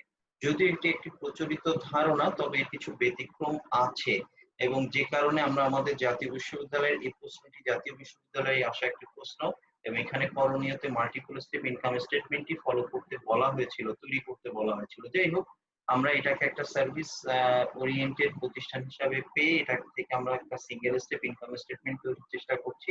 এর পরের অংশে আমরা একটা মাল্টিপল স্টেপ ইনকাম স্টেটমেন্ট কিভাবে তৈরি করতে হয় সেটি নিয়েও আলোচনা করবো ইনশাআল্লাহ। তো যাই হোক, আমরা দেখি আমাদের সমন্বয় গুলা, অ্যাডজাস্টমেন্ট গুলা কি আছে। ফার্স্ট ওয়ান আমাদেরকে এখানে বলছে prepaid rent was prepaid for the period January 1, 2018 to December 31st, 2018। আমাদের যে প্রিপেইড রেন্ট বাবদ টাকাটা আছে সেটি হচ্ছে আমাদের জানুয়ারি 1, 2018 থেকে শুরু করে সেই টাকাটি আমাদের আসছে 31 ডিসেম্বর 2018 পর্যন্ত। ফলে আমাদের যে অবস্থাটা দাঁড়াচ্ছে তা হচ্ছে যে যেহেতু সম্পূর্ণ সময়টা আমাদের অতিক্রান্ত হয়ে গেছে, ফলে আমাদের প্রিপেইড রেন্ট বাবদ যে টাকা আছে পুরা টাকাই কিন্তু আমাদের জন্য খরচ হিসাবে গণ্য হবে। তাহলে আমরা একটু যদি ফিরে যাই আগের অংশে, যে দেখি আমরা প্রিপেইড রেন্ট বাবদ আমাদের এখানে আছে কত টাকা। প্রিপেইড রেন্ট বাবদ কিন্তু আমরা এখানে দেখতে পাচ্ছি আমাদের টাকার পরিমাণ ৯,৩০০ টাকা। এই যে ৯,৩০০ টাকা আমাদের এখানে আছে, এই পুরোটাই কিন্তু এখন খরচ হিসাবে গণ্য হবে। কেন? যে সময়কালের জন্য দেওয়া ছিল সেই সময়টা অতিক্রান্ত হয়ে গেছে। জানুয়ারি 1 তারিখে দিয়েছি, 31 ডিসেম্বর তারিখে অঙ্ক করছি, 1 বছরের জন্য পরিশোধিত। ফলে 1 বছর যেহেতু অতিক্রান্ত হয়ে যাচ্ছে, পুরো টাকাটা আমাদের জন্য খরচ হিসাবে গণ্য হবে। দেন নেক্সট আমরা আসি, বলা হচ্ছে depreciation on equipment is টাকা 8,800 পার ইয়ার, অর্থাৎ ডেপ্রিসিয়েশন ইকুইপমেন্টের উপর ডেপ্রিসিয়েশন বাবদ 8,800 টাকা আমাদেরকে হিসাবভুক্ত করতে হবে, খরচ হিসাবে গণ্য করতে হবে। দেন নেক্সট আসছে the prepaid insurance was for period April 1, 2018 to March 31st, 2019। 1 বছরের জন্য দেওয়া হয়েছে, যে 1 বছরের মধ্যে এপ্রিল 1 থেকে 31 ডিসেম্বর, এপ্রিল 1 থেকে 31 ডিসেম্বর 9টি মাস পড়ছে চলতি বছরে, আর বাকি 3টি মাস চলে যাচ্ছে পরবর্তী বছরে। তো এই প্রিপেইড এক্সপেন্সের মধ্যে যে 9 মাস আমাদের চলতি বছরে পড়ছে সেটা কনসিডার করতে হবে এক্সপেন্স হিসাবে, দ্যাট ইজ প্রিপেইড ইন্স্যুরেন্স হ্রাস পেয়ে সেটা এক্সপেন্স হয়ে যাবে, আর অবশিষ্ট 3 মাসের যে টাকা সেটি প্রিপেইড হিসাবে থেকে যাবে। দেন লাস্ট ওয়ান প্রবাবলি আছে আমাদের salaries incurred but not paid, অর্থাৎ বেতন প্রদেয় হয়েছে কিন্তু আনপেইড মানে পরিশোধ করা হয় নাই, বকেয়া আছে। তার মানে হচ্ছে স্যালারি বাবদ যে টাকা আমরা এখানে দেখতে পাচ্ছি টাকা 2,75,000, প্রকৃত খরচ এর চেয়ে আরো 3,300 টাকা বেশি। যে কারণে বেশি কেন বলছি, বকেয়া আছে, হিসাবভুক্ত হয় নাই, মানে স্যালারি বাবদ যা লেখা হয়েছে প্রকৃত খরচের পরিমাণ তার চেয়ে বেশি হয়ে যাচ্ছে। তো দেখি এটা সমাধান আমরা এখানে কিভাবে করছি। আমরা এখানে যদি খেয়াল করি আমাদের সমাধানের মধ্যে আমরা দেখব, আমরা এখানে দেখতে পাচ্ছি যে আমাদের এই অঙ্কের মধ্যে রেভিনিউ আছে কয়টি? রেভিনিউ আমাদের আছে এখানে ইন্টারেস্ট রেভিনিউ একটা আছে আমাদের, এখানে আমরা দেখতে পাচ্ছি ইন্টারেস্ট রেভিনিউ আছে। দেন আমাদের আরেকটা রেভিনিউ আছে রেন্টাল সার্ভিস রেভিনিউ। এই দুইটা রেভিনিউকে আমরা এখানে একত্রিত করব। প্রথমে আমরা রেন্টাল সার্ভিস রেভিনিউ যে টাকা আছে সেটি বসাচ্ছি, ইন্টারেস্ট রেভিনিউ দুইটা যোগ করে আমাদের টোটাল রেভিনিউটা কিন্তু আমরা এখানটায় পেয়ে যাচ্ছি। এবং এই টোটাল রেভিনিউ এর সাথে টোটাল রেভিনিউর সাথে আমাদের কি হবে, টোটাল রেভিনিউ থেকে আমরা আমাদের টোটাল এক্সপেন্স গুলাকে মাইনাস করব। তো সেই এক্সপেন্স মাইনাস করতে যে আমরা বলছি, যেমনটা আমরা আলোচনা করছিলাম যে রেন্ট এক্সপেন্স যেহেতু বছরের শুরুতে দেওয়া হয়েছে 12 মাসের জন্য, অঙ্ক করছি 31 ডিসেম্বর, এই 12 মাস পার হয়ে গেছে, ফলে পুরো প্রিপেইড রেন্ট কিন্তু এক্সপায়ার্ড হয়ে যাচ্ছে, ফলে পুরো টাকাটাই এখানে আমরা খরচ হিসাবে বসাচ্ছি। দেন নেক্সট আমাদের ইন্স্যুরেন্স প্রিপেইড ছিল এবং বলা ছিল এটা 1 বছরের জন্য দেওয়া হচ্ছে 31 মার্চ, এবং যেমনটা তখন বলেছিলাম যে 1 বছর মানে 12 মাস, এই 12 মাসের মধ্যে 3টা মাস পরবর্তী বছরে চলে যাচ্ছে, যেহেতু বলা হচ্ছে পরবর্তী বছরের 1st অফ এপ্রিল পর্যন্ত। সুতরাং পরবর্তী বছরের 1st অফ এপ্রিল মানে জানুয়ারি ফেব্রুয়ারি মার্চ 3 মাসের টাকাটা প্রিপেইড যে দেওয়া হয়েছে সেটা পরবর্তী বছরে যাচ্ছে, আর বাকি 9 মাস চলতি বছরে ছিল যেটা এক্সপায়ার্ড হয়ে যাচ্ছে। তো যেটুকু এক্সপায়ার্ড হয়ে যাচ্ছে সেটুকু আমাদের খরচ হিসাবে গণ্য হবে, যে কারণে আমরা এখানে দেখতে পাচ্ছি যে 9 মাসের টাকাকে আমরা খরচ হিসাবে গণ্য করছি। কেন এইটা 9 দিয়ে আমরা গুণ করছি, কারণ ট্রায়াল ব্যালেন্সে আইটেমটা কিন্তু প্রিপেইড হিসাবে বলা ছিল। যখন প্রিপেইড হিসাবে টাকাটি দেওয়া আছে তখন সেখান থেকে আমাদের খরচের অংশটাকে আলাদা করে সেটাকে খরচ হিসাবে গণ্য করতে হবে, দ্যাট মিনস আমাদের ইনকাম স্টেটমেন্টে বসাতে হবে। দেন নেক্সট আমাদের ছিল স্যালারি, স্যালারির কথা বলা ছিল বকেয়া আছে 3300 টাকা, যেমনটা আমরা বলেছিলাম ওই অংশের আলোচনার সময় যে বকেয়া থাকার অর্থ হচ্ছে কি, যে আমার যে 2,75,000 টাকা এখানে আছে, যে 2,75,000 টাকা এখানে আছে, প্রকৃতপক্ষে খরচের পরিমাণ তার থেকে আরো 3,300 টাকা বেশি, যে কারণে বেশি হওয়ার কারণে আমরা সেজন্য কি করছি, স্যালারিজ এর সাথে আমরা এই বকেয়াটাকে যোগ করে আমাদের টোটাল এক্সপেন্সটাকে এখানে বসাচ্ছি। দেন নেক্সট আমাদের এক্সপেন্স ছিল ট্রাভেলিং এক্সপেন্স 38,940 টাকা, being it have no adjusting information, এই সংক্রান্ত কোনো ইনফরমেশন অ্যাডজাস্টমেন্টের যেহেতু দেওয়া হয় নাই, তার মানে আমরা ধরে নিচ্ছি এখানে যা খরচ সেটি প্রকৃত খরচকে রিপ্রেজেন্ট করে এবং সেটিকে প্রকৃত খরচ হিসাবে আমরা এখানে বসায় দিচ্ছি। দেন আমাদের আছে ডেপ্রিসিয়েশন স্টেট, বলে দেওয়া ছিল চলতি বছরের ডেপ্রিসিয়েশনের পরিমাণ 8,800 টাকা। এই যখনই বলা আছে চলতি বছরের ডেপ্রিসিয়েশনের পরিমাণ 8,800 টাকা, তখনই আমরা কি করছি, এটাকে ডেপ্রিসিয়েশন হিসাবে কনসিডার করে পুরো টাকাটাকে একবারে খরচ হিসাবে আমরা বসায় দিচ্ছি। ফাইনালি আমাদের আইটেম ছিল ইন্টারেস্ট এক্সপেন্স এবং তার সাথেও কোনো অ্যাডজাস্টমেন্ট না থাকায় পুরো টাকাটাকে আমরা খরচ হিসাবে বসাচ্ছি, ফলে মোট খরচের পরিমাণ আমাদের আসছে এইগুলো যোগ করে 3,51,465, যা আমরা টোটাল রেভিনিউ 3,86,000 থেকে মাইনাস করে আমরা আমাদের নেট প্রফিটের পরিমাণটা পেয়ে যাচ্ছি। তো সিঙ্গেল স্টেপ ইনকাম স্টেটমেন্টের বৈশিষ্ট্য আমরা এখানে যেটি পাইলাম সেটি হচ্ছে আমরা আয়ের কোনো শ্রেণী বিভাগ করছি না, দুইটা আয় আমাদের ছিল, দুইটা আয়কেই একসাথে করে বসাচ্ছি। খরচের কোনো শ্রেণী বিভাগ আমরা করছি না, সকল প্রকার খরচকে একত্রিত করে আমরা মোট আয় থেকে মোট খরচটাকে বাদ দিয়ে ফেলছি। কিন্তু মাল্টিপল স্টেপ ইনকাম স্টেটমেন্টে কি হতো, এখানে এই যে ইন্টারেস্ট রেভিনিউ যেটি আছে সেটি নন অপারেটিং হিসাবে কনসিডার হতো, ফলে সেটা আদার রেভিনিউর সাথে যোগ না করে আমরা এটাকে নন অপারেটিং সেকশনে দেখাইতাম, যেটা আমাদের আলোচনার ধারাবাহিকতায় পরের অংশে আসবে। আমরা সে অংশে যাই। পরের অঙ্কে আমরা দেখতে পাচ্ছি বলা আছে presented below is the trial balance of x limited as of December 31, 2019। এখানে একটা কমপ্লিট ট্রায়াল ব্যালেন্স দিয়ে দেওয়া আছে, তারপর আমরা দেখছি অ্যাকাউন্ট রিসিভেবল আছে, অ্যালাউন্সেস ফর ব্যাড ডেটস আছে, মার্চেন্ডাইজ ইনভেন্টরি আছে, অফিস ইকুইপমেন্টস আছে, অ্যাকুমুলেটেড ডেপ্রিসিয়েশন আমরা পাচ্ছি, এরকম আইটেম বেশ কিছু আছে। দেন আমরা নিচের দিকে যে দেখছি স্পেসিফিক্যালি দুইটা আইটেমের দিকে আমি প্রিয় ছাত্রছাত্রীদের দৃষ্টি আকর্ষণ করব, একটি হচ্ছে সেলস রেভিনিউ, একটি হচ্ছে কস্ট অফ গুডস সোল্ড। যেহেতু এখানে সেলস রেভিনিউ দিয়ে দেওয়া আছে, that means it's a merchandising concern, অর্থাৎ তারা প্রফিট আর্ন করে কিভাবে, পণ্য দ্রব্য ক্রয় বিক্রয়ের মাধ্যমে।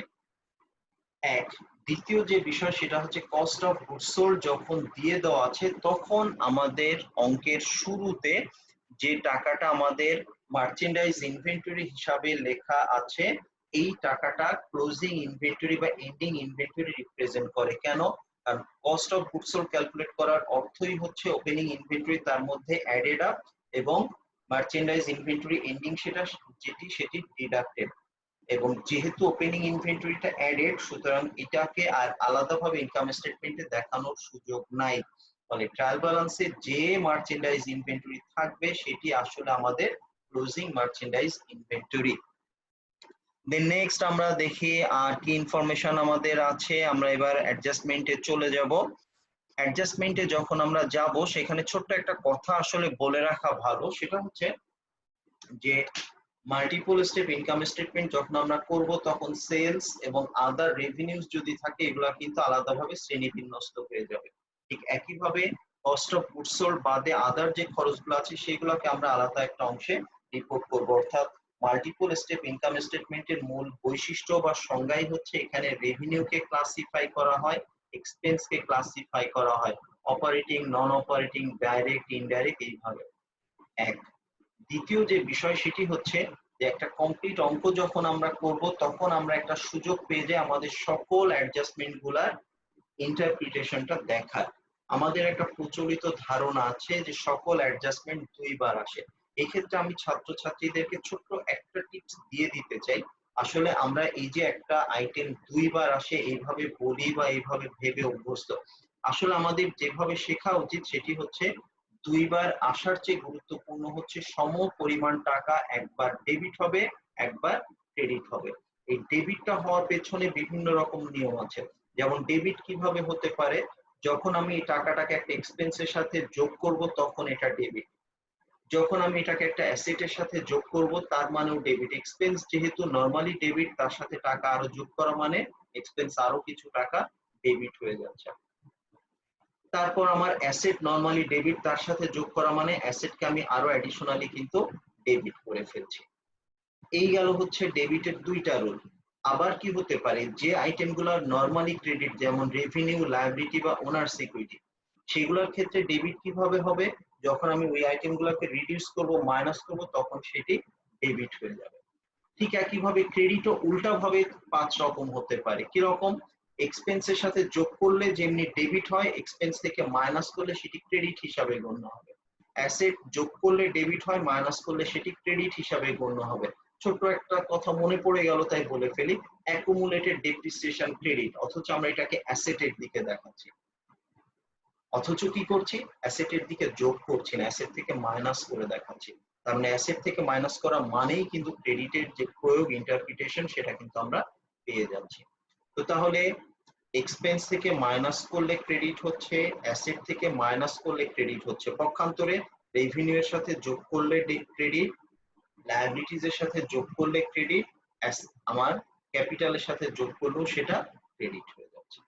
আমি যখন একটা অ্যাডজাস্টমেন্টের এই প্রয়োগটা দেখাবো তখন আমাকে এটা মাথায় রাখতে হবে যে আমি যত টাকা ডেবিট করছি প্রথমবারে, ঠিক সেই পরিমাণ টাকা আমাকে কি করতে হবে, দ্বিতীয়বার আবার ক্রেডিট করতে হবে। সম পরিমাণ টাকা একবার যদি ডেবিট করি একবার যদি ক্রেডিট করি তাহলেও কিন্তু আমার অঙ্ক হয়ে যাচ্ছে, এবং সেটাই আসলে দরকার।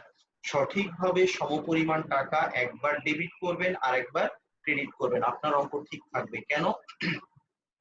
ট্রায়াল ব্যালেন্সের দুই দিক যেহেতু সমান থাকে, ফলে এই আইটেম গুলাকে আমরা ভাগযোগ করে যখন বসায় দিব, সার্টেনলি ব্যালেন্স শিট কোনো অ্যাডজাস্টমেন্ট ছাড়াই সমান হয়ে যাবে। কোনো অ্যাডজাস্টমেন্ট ছাড়াই ব্যালেন্স শিট সমান হয়ে যাবে। কেন? ট্রায়াল ব্যালেন্সের সমপরিমাণ টাকা ডেবিট এবং ক্রেডিট, আমিও সেটিকে ডেবিট এবং ক্রেডিট অনুযায়ী সেগ্রিগেট করে করে অংশে অংশে বসায় দিচ্ছি, ফলে নরমালি মিলে যাবে। এর মধ্যে যখনই আমি একটা অ্যাডজাস্টিং ইনফরমেশনকে ইনসার্ট করতে যাব, বসাইতে যাব, তখনই আমাকে খেয়াল রাখতে হবে যেহেতু ট্রায়াল ব্যালেন্স সমান ছিল, ফলে অ্যাডজাস্টিং ইনফরমেশনটাকে যদি সমপরিমাণ টাকা সঠিকভাবে ডেবিট ক্রেডিট করতে না পারি, অঙ্কে তখনই বরং একটা মিসম্যাচ চলে আসবে। যাই হোক, আমরা এবার অ্যাডজাস্টমেন্টে যাই। ফার্স্ট অন বলা আছে an inventory account on December 31st shows টাকা 29,000 of inventory actually on hand, whereas আমাদের বলা হচ্ছে কি যে 29,000 টাকা আমাদের ইনভেন্টরি, অথচ আমরা অঙ্কের মধ্যে পেয়েছিলাম আমাদের ইনভেন্টরি বলে দেওয়া ছিল 30,000 টাকা। How is it possible? এর মানে হচ্ছে কি, মার্চেন্ডাইজ ইনভেন্টরি যদিও 30,000 টাকা বলা হচ্ছে, প্রকৃতপক্ষে মার্চেন্ডাইজ ইনভেন্টরির পরিমাণ এর চেয়ে 1000 টাকা কম হতে পারে। আমাদের কোনো একটা আনরেকর্ডেড সেলস আছে, যে আনরেকর্ডেড বা যে একটা সেলস আছে যার কস্টটাকে আমরা হিসাবভুক্ত করেছিলাম না মার্চেন্ডাইজ বা কস্ট অফ গুডস সোল্ড এর এগেইনস্টে, যে কারণে মার্চেন্ডাইজের পরিমাণ কমছে। তাহলে মার্চেন্ডাইজ ইনভেন্টরির পরিমাণ যখন কমবে ঠিক সম পরিমাণ টাকা কস্ট অফ গুডস সোল্ড বাড়বে। মার্চেন্ডাইজ ইনভেন্টরি যত টাকা কমবে অর্থাৎ ক্রেডিট হবে, সেই পরিমাণ টাকা কস্ট অফ গুডস সোল্ড এর সাথে যোগ হবে মানে ডেবিট হবে। আমরা অঙ্কের মধ্যে গেলে এটা পেয়ে যাব ইনশাআল্লাহ। নেক্সট আমাদের আসছে নোটস পেয়েবল হচ্ছে 10,000 টাকার, যেটা 12% হারে সুদ ধার্য করতে হবে ডিসেম্বরের 30 তারিখে। তার মানে 1 বছরের সুদ ধার্য করতে হবে সোজা হিসাব। তাহলে এই ক্ষেত্রে আমরা কি করব, ইন্টারেস্ট এক্সপেন্স 12% হারে যদি ধরি 1200 টাকা, সমপরিমাণ টাকা একবার ডেবিট হবে অর্থাৎ এক্সপেন্সের মধ্যে ইনক্লুড হবে, সমপরিমাণ টাকা আরেকবার ক্রেডিট হবে অর্থাৎ ইন্টারেস্ট পেয়েবল নামে সেটা লায়াবিলিটিস এর মধ্যে আসবে। দেন নেক্সট আমাদের বলা হচ্ছে 2 months salaries were unpaid, 2 মাসের বেতন বকেয়া আছে। 10,000 টাকা বেতন যদি এর মধ্যে যদি 2 মাস বকেয়া থাকে তার মানে 10 মাসের বেতন আমরা পরিশোধ করেছি। 10 মাসের বেতন বাবদ যেহেতু দেওয়া হয়েছে 10,000, তার মানে প্রতি মাসে বেতন হচ্ছে 1,000। 2 মাসের বেতন যদি বকেয়া থাকে 1 ইনটু 2 1,000 করে 2 মাসে 2,000 টাকা বেতন বকেয়া। সমপরিমাণ টাকা একবার ডেবিট করব অর্থাৎ স্যালারিজ এর সাথে বকেয়া যোগ হবে, আরেকবার ক্রেডিট করব অর্থাৎ এই বকেয়া স্যালারি যেটা আছে এটিকে আমরা লায়াবিলিটিস এর দিকে লিখে ফেলব। দেন নেক্সট আমাদের আসছে rent expense include unexpired rent of টাকা 4,000। আনএক্সপায়ার্ড রেন্ট এক্সপেন্স এর মধ্যে অন্তর্ভুক্ত আছে। তার মানে রেন্ট এক্সপেন্স বাবদ যে 16,000 টাকা আমরা এখানে পাচ্ছি তার মধ্যে 4,000 টাকা কি হচ্ছে আনএক্সপায়ার্ড অর্থাৎ খরচ হয়নি। তার মানে 16,000 টাকা থেকে 4,000 মাইনাস হবে মানে ক্রেডিট হয়ে গেল। রেন্ট এক্সপেন্স তার মানে ডেবিট, মাইনাস যখন করছি তখন হচ্ছে ক্রেডিট। আর ইনকাম স্টেটমেন্টে যখন ক্রেডিটের কাজটা করছি ডেবিটের কাজটা কোথায় করব, ব্যালেন্স শিটে। দেন নেক্সট আমাদের আসছে ডেপ্রিসিয়েশন টাকা 5,000। ডেপ্রিসিয়েশন আমরা জানি এটা একটা অপারেটিং এক্সপেন্স, ডেপ্রিসিয়েশন এক্সপেন্স হিসাবে এটাকে আমরা ইনকাম স্টেটমেন্টে দেখাবো, এক্সপেন্সের অন্তর্ভুক্ত করব, ডেবিট হয়ে গেল। আর অ্যাকুমুলেটেড ডেপ্রিসিয়েশন ক্রেডিট করব, মানে অ্যাকুমুলেটেড ডেপ্রিসিয়েশন যে টাকা আমরা এখানে দেখতে পাচ্ছি আমাদের আছে 4,000 টাকা, তার সাথে আরো 5,000 টাকা চলতি বছরের ডেপ্রিসিয়েশন বাবদ আমাদের যোগ হয়ে যাবে। টোটাল যে অ্যাকুমুলেটেড ডেপ্রিসিয়েশন, যেহেতু অ্যাকুমুলেটেড মানে ক্রেডিটের সাথে যোগ হয়ে গেল, ক্রেডিটের কাজটাও এখানে আমরা করে ফেলতে পারছি। লাস্ট ওয়ান যেটা আমাদের বলা আছে, স্পেশাল একটা এমফেসাইজ এখানে সে আশা করে, সেটা হচ্ছে make a provision for income tax at a rate of 40% on net income before tax. Certainly before tax ইনকামের উপরেই আমাদেরকে ট্যাক্স ধার্য করতে হবে। সেটি কিভাবে করব? প্রথম কথা হচ্ছে কোম্পানির ফাইনান্সিয়াল স্টেটমেন্ট বা কোম্পানির ফাইনাল অ্যাকাউন্টের সাথে সোল প্রোপ্রাইটারশিপ ফাইনাল অ্যাকাউন্টের এইখানটাই সবচেয়ে বড় পার্থক্য। একটা এক মালিকানা কারবারের ক্ষেত্রে আয়কর মালিকের ব্যক্তিগত খরচ। কেন? কারণ এক মালিকানা কারবারকে আয়কর কর্তৃপক্ষ আলাদা স্বতন্ত্র ব্যক্তি হিসাবে স্বীকৃতি দেয় না, তার আয়করটা এজন্য মালিকের কাছ থেকে আদায় করে নেয়। যেহেতু মালিকের কাছ থেকে আদায় করে নেয়, মালিকের ব্যক্তিগত খরচ হিসাবে গণ্য হচ্ছে। সার্টেনলি এটাকে কিন্তু আমরা আমাদের যে পরবর্তী যে ধাপ আছে এটাকে মালিকের ব্যক্তিগত খরচ মালিককে পরিশোধ করতে হবে, ফলে পরবর্তী ধাপ হচ্ছে এটিকে আমাদের যে ফাইনান্সিয়াল স্টেটমেন্ট আছে সেখানে আমরা এটিকে হিসাবভুক্ত করব না। দ্যাট ইজ এক মালিকানা কারবারের ক্ষেত্রে আয়কর মালিকের ব্যক্তিগত খরচ, ইনকাম ট্যাক্স মালিকের ব্যক্তিগত খরচ। সুতরাং সেটা যদি অ্যাডজাস্টমেন্টে বলে আমরা বলবো সেটা মালিকের দায়, মালিককে পরিশোধ করতে হবে, ব্যবসায়ীর হিসাবে আসবে না। প্রথম কথা। দ্বিতীয় কথা হচ্ছে যদি ব্যবসা থেকে আয়কর পরিশোধ করা হয়েও থাকে তাহলে সেটাকে আমরা চিন্তা করব অ্যাজ ড্রয়িংস, উত্তোলন হিসাবে। এই গেল সোল প্রোপ্রাইটারশিপ এক মালিকানা কারবারের আলোচনা। বাট যখন আমরা জয়েন্ট স্টক কোম্পানি বা কোম্পানির ফাইনান্সিয়াল স্টেটমেন্ট বা ফাইনাল অ্যাকাউন্ট তৈরি করছি তখন এই সেম ইনকাম ট্যাক্স কিন্তু প্রতিষ্ঠানের খরচ হিসাবে গণ্য হবে। কেন? যৌথ মূলধনী কোম্পানিকে ট্যাক্স কর্তৃপক্ষ একটা প্রতিষ্ঠান হিসাবে স্বীকৃতি দেয় এবং বলে কোম্পানি ব্যবসা করছে, কোম্পানিকেই তার আয়ের উপরে ট্যাক্স পরিশোধ করতে হবে, এর শেয়ার মালিকদেরকে না। এখানে ট্যাক্স কর্তৃপক্ষেরও সমস্যা আছে, সেটি হচ্ছে কি লক্ষাধিক শেয়ার মানে লক্ষাধিক মালিক, প্রত্যেকের কাছে ট্যাক্স আদায় করা কিন্তু কঠিন। তার চেয়ে বরং তারা যদি কি করে কোম্পানির কাছ থেকে ট্যাক্স আদায় করে নেয়, তাদের ঝামেলা কিন্তু এখানে কমে যাচ্ছে। ফলে যৌথ মূলধনী কোম্পানির ক্ষেত্রে ট্যাক্সটা কোম্পানির খরচ হিসাবে গণ্য হয়, আর কোম্পানির খরচ হিসাবে গণ্য হওয়ার কারণে এটাকে আমরা ইনকাম স্টেটমেন্টের জায়গা দিই। আর আগেই বলে ফেলেছি, যদি এক মালিকানা কারবার হয় উত্তোলন হিসাবে গণ্য হবে, সেটার জায়গা হবে ক্যাপিটাল থেকে আমরা এটাকে মাইনাস করব।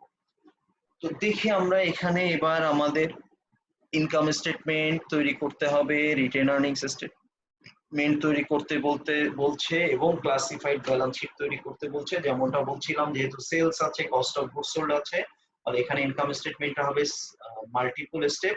আর ক্লাসিফাইড ব্যালেন্স শিট মানে current asset, fixed asset, long term liabilities, short term liabilities, এগুলোকে সেগ্রিগেট করে আলাদা আলাদা ভাবে আমাদেরকে দেখাতে হবে। তো আমরা এবার দেখি আমাদের সলিউশনটা কিভাবে করা হয়েছে। সেলস রেভিনিউ আমাদের এখানে যা বলা ছিল সেই টাকাটাকেই আমরা এখানে বসিয়েছি, কারণ সেলস রেভিনিউর সাথে কোনো অ্যাডজাস্টমেন্ট আমাদের ছিল না। তাহলে এই টাকাটাকে আমরা এখানে সরাসরি বসায় ফেললাম সেলস রেভিনিউ হিসাবে। দেন আমাদের আসছে সেলস রেভিনিউ হিসাবে আমরা টাকাটাকে এখানে বসায় ফেললাম। দেন আমাদের নেক্সট আসছে কস্ট অফ গুডস সোল্ড, যেমনটা আমরা বলছিলাম যে যেহেতু এখানে বলা আছে ইনভেন্টরির পরিমাণ 29,000 টাকা, যেটা আমাদের অঙ্কের মধ্যে ছিল 30,000 টাকা, তার মানে ইনভেন্টরি 1,000 টাকা কমে গেছে। ইনভেন্টরি 1,000 টাকা কমছে মানেই কস্ট অফ গুডস সোল্ড 1,000 টাকা বৃদ্ধি পাবে। সেই বৃদ্ধিটাই আমরা এখানে দেখাচ্ছি। কস্ট অফ গুডস সোল্ড যে আমাদের ছিল 75,000 টাকা, তার সাথে আমরা 1,000 টাকা বৃদ্ধি করে এটাকে 76,000 টাকা হিসাবে অন্তর্ভুক্ত করছি, এবং আমাদের সেলস থেকে মাইনাস করে আমরা এখানে গ্রস প্রফিট পেয়ে যাচ্ছি আমাদের 49,000 টাকা।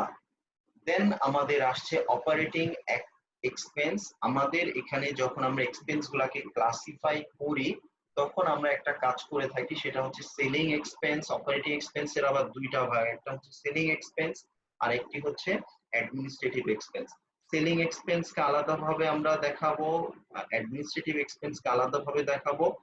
আলাদাভাবে দেখানোর পরে দুইটা এক্সপেন্স একসাথে সমষ্টি করে আমরা গ্রস প্রফিট থেকে মাইনাস করতে পারি, অথবা সেলিং এক্সপেন্স টোটাল ক্যালকুলেট করে গ্রস প্রফিট থেকে মাইনাস করতে পারি, অ্যাডমিনিস্ট্রেটিভ এক্সপেন্স টোটাল করে সেখান থেকে মাইনাস করে দেখাতে পারি। প্রথম। দ্বিতীয় বিষয় হচ্ছে যে এই অঙ্কে আমরা একটা এক্সেপশনাল অ্যাডজাস্টমেন্ট পাই, যেটি হচ্ছে আমাদের আছে অ্যালাউন্স ফর, যেটি আছে আমাদের অ্যালাউন্স ফর ব্যাড ডেট। এই অ্যালাউন্স ফর ব্যাড ডেট কে আমরা কি করব? অ্যালাউন্স ফর ব্যাড ডেট এর ক্ষেত্রে যেহেতু অ্যাডিশনালি আর কোনো অ্যাডজাস্টমেন্ট আমাদের এখানে দেওয়া নাই, এই অ্যাডিশনাল কোনো অ্যাডজাস্টমেন্ট দেওয়া না থাকার কারণে এই অ্যালাউন্স যেটা আছে সেটাকে আমরা আফটার কমপ্লিশন অফ অল অ্যাডজাস্টমেন্টস হিসাবে ধরতে পারি, এবং তাই যদি ধরি তাহলে কি হবে, এই টাকাটা আমাদের অ্যালাউন্স ফর ব্যাড ডেটের যে টাকা, এটাকে আমরা আননেসেসারি হিসাবে ভেবে গ্রস প্রফিটের সাথে যোগ করে ফেলতে পারি। এক।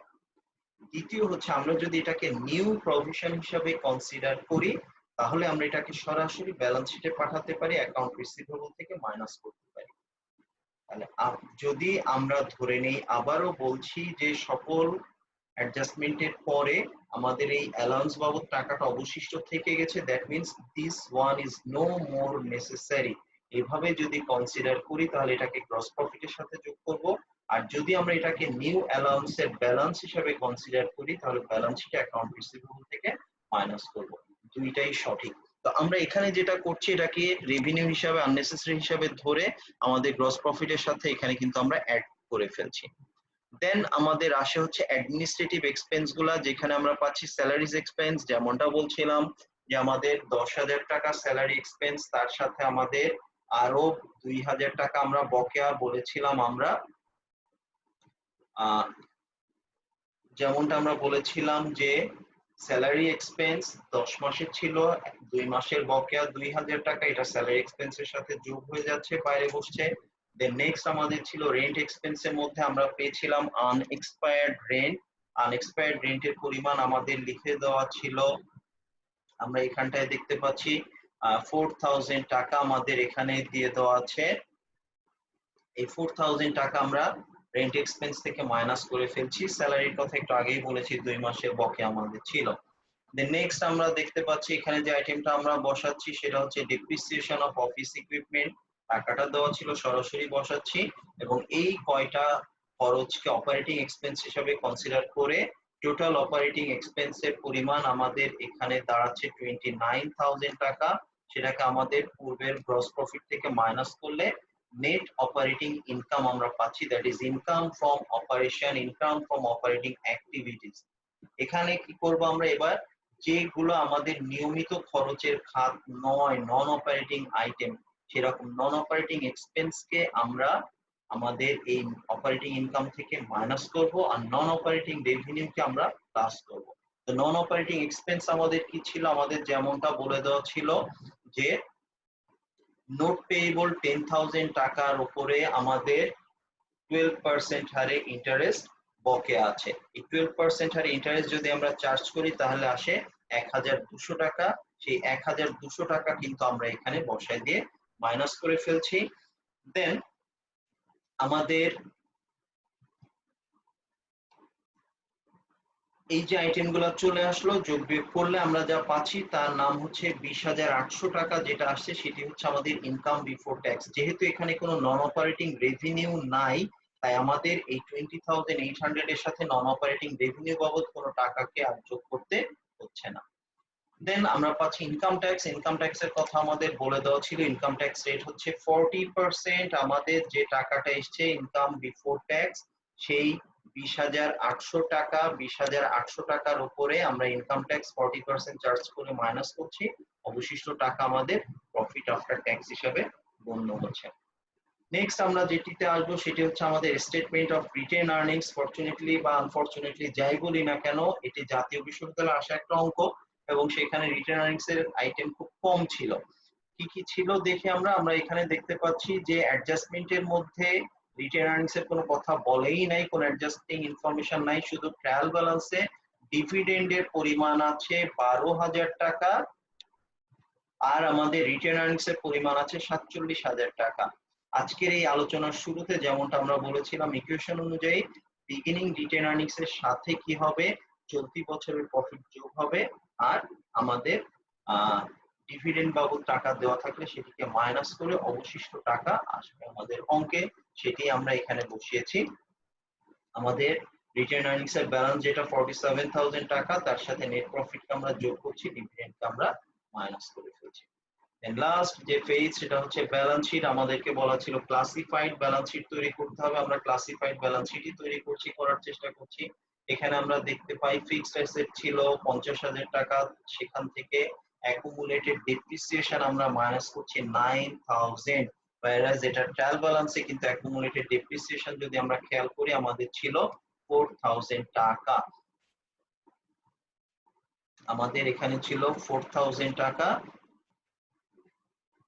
সরি এই 4,000 টাকা যেটি ছিল আমাদের, সেই 4,000 টাকার সাথে আমরা কি করছি, চলতি বছরের ডেপ্রিসিয়েশন যে টাকাটা আমাদের ছিল 5,000 টাকা, সেটাকে আমরা যোগ করছি। যেমনটা বলছিলাম ডেপ্রিসিয়েশনের জার্নালিটি যা হয় depreciation debit, accumulated depreciation credit, সেই হিসাবে আমরা এটাকে ডেপ্রিসিয়েশন ডেবিট করে ফেলেছি ইনকাম স্টেটমেন্টে আর অ্যাকুমুলেটেড ডেপ্রিসিয়েশন ক্রেডিট করছি কোথায়, যখন আমরা এটাকে আমাদের অ্যাকুমুলেটেড ডেপ্রিসিয়েশনের সাথে এখানে প্লাস করে ফেলছি।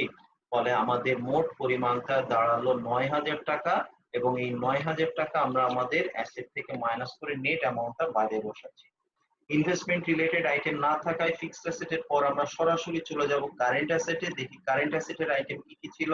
কারেন্ট অ্যাসেটের আইটেম আমাদের আছে ইনভেন্টরিজ, এখন আসবে 29,000। কেন, এই 30,000 যেটা আমাদের অঙ্কের শুরুতে ছিল সেখান থেকে 1,000 টাকা আমরা কস্ট অফ গুডস সোল্ড এর সাথে প্লাস করে ফেলছি এবং বাই ডিফল্ট এটা মার্চেন্ডাইজ ইনভেন্টরি থেকে 1,000 টাকা মাইনাস হয়ে যাবে।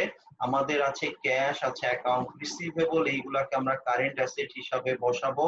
এর পাশাপাশি আমাদের রেন্ট এক্সপেন্স বাবদ প্রিপেড যে টাকাটা আছে সেটাকে আমরা বসাচ্ছি। বসালে আমরা আমাদের টোটাল কারেন্ট অ্যাসেট পাচ্ছি, যেটাকে ফিক্সড অ্যাসেটের সাথে যোগ করলে টোটাল অ্যাসেটস চলে আসবে। দেন নেক্সট আমরা আসছি শেয়ার ক্যাপিটালে। শেয়ার ক্যাপিটাল আমাদের অঙ্কের মধ্যে লাইবিলিটিজ এর পোরশনে আমাদের ক্যাপিটালের পরিমাণ বলে দেওয়া আছে।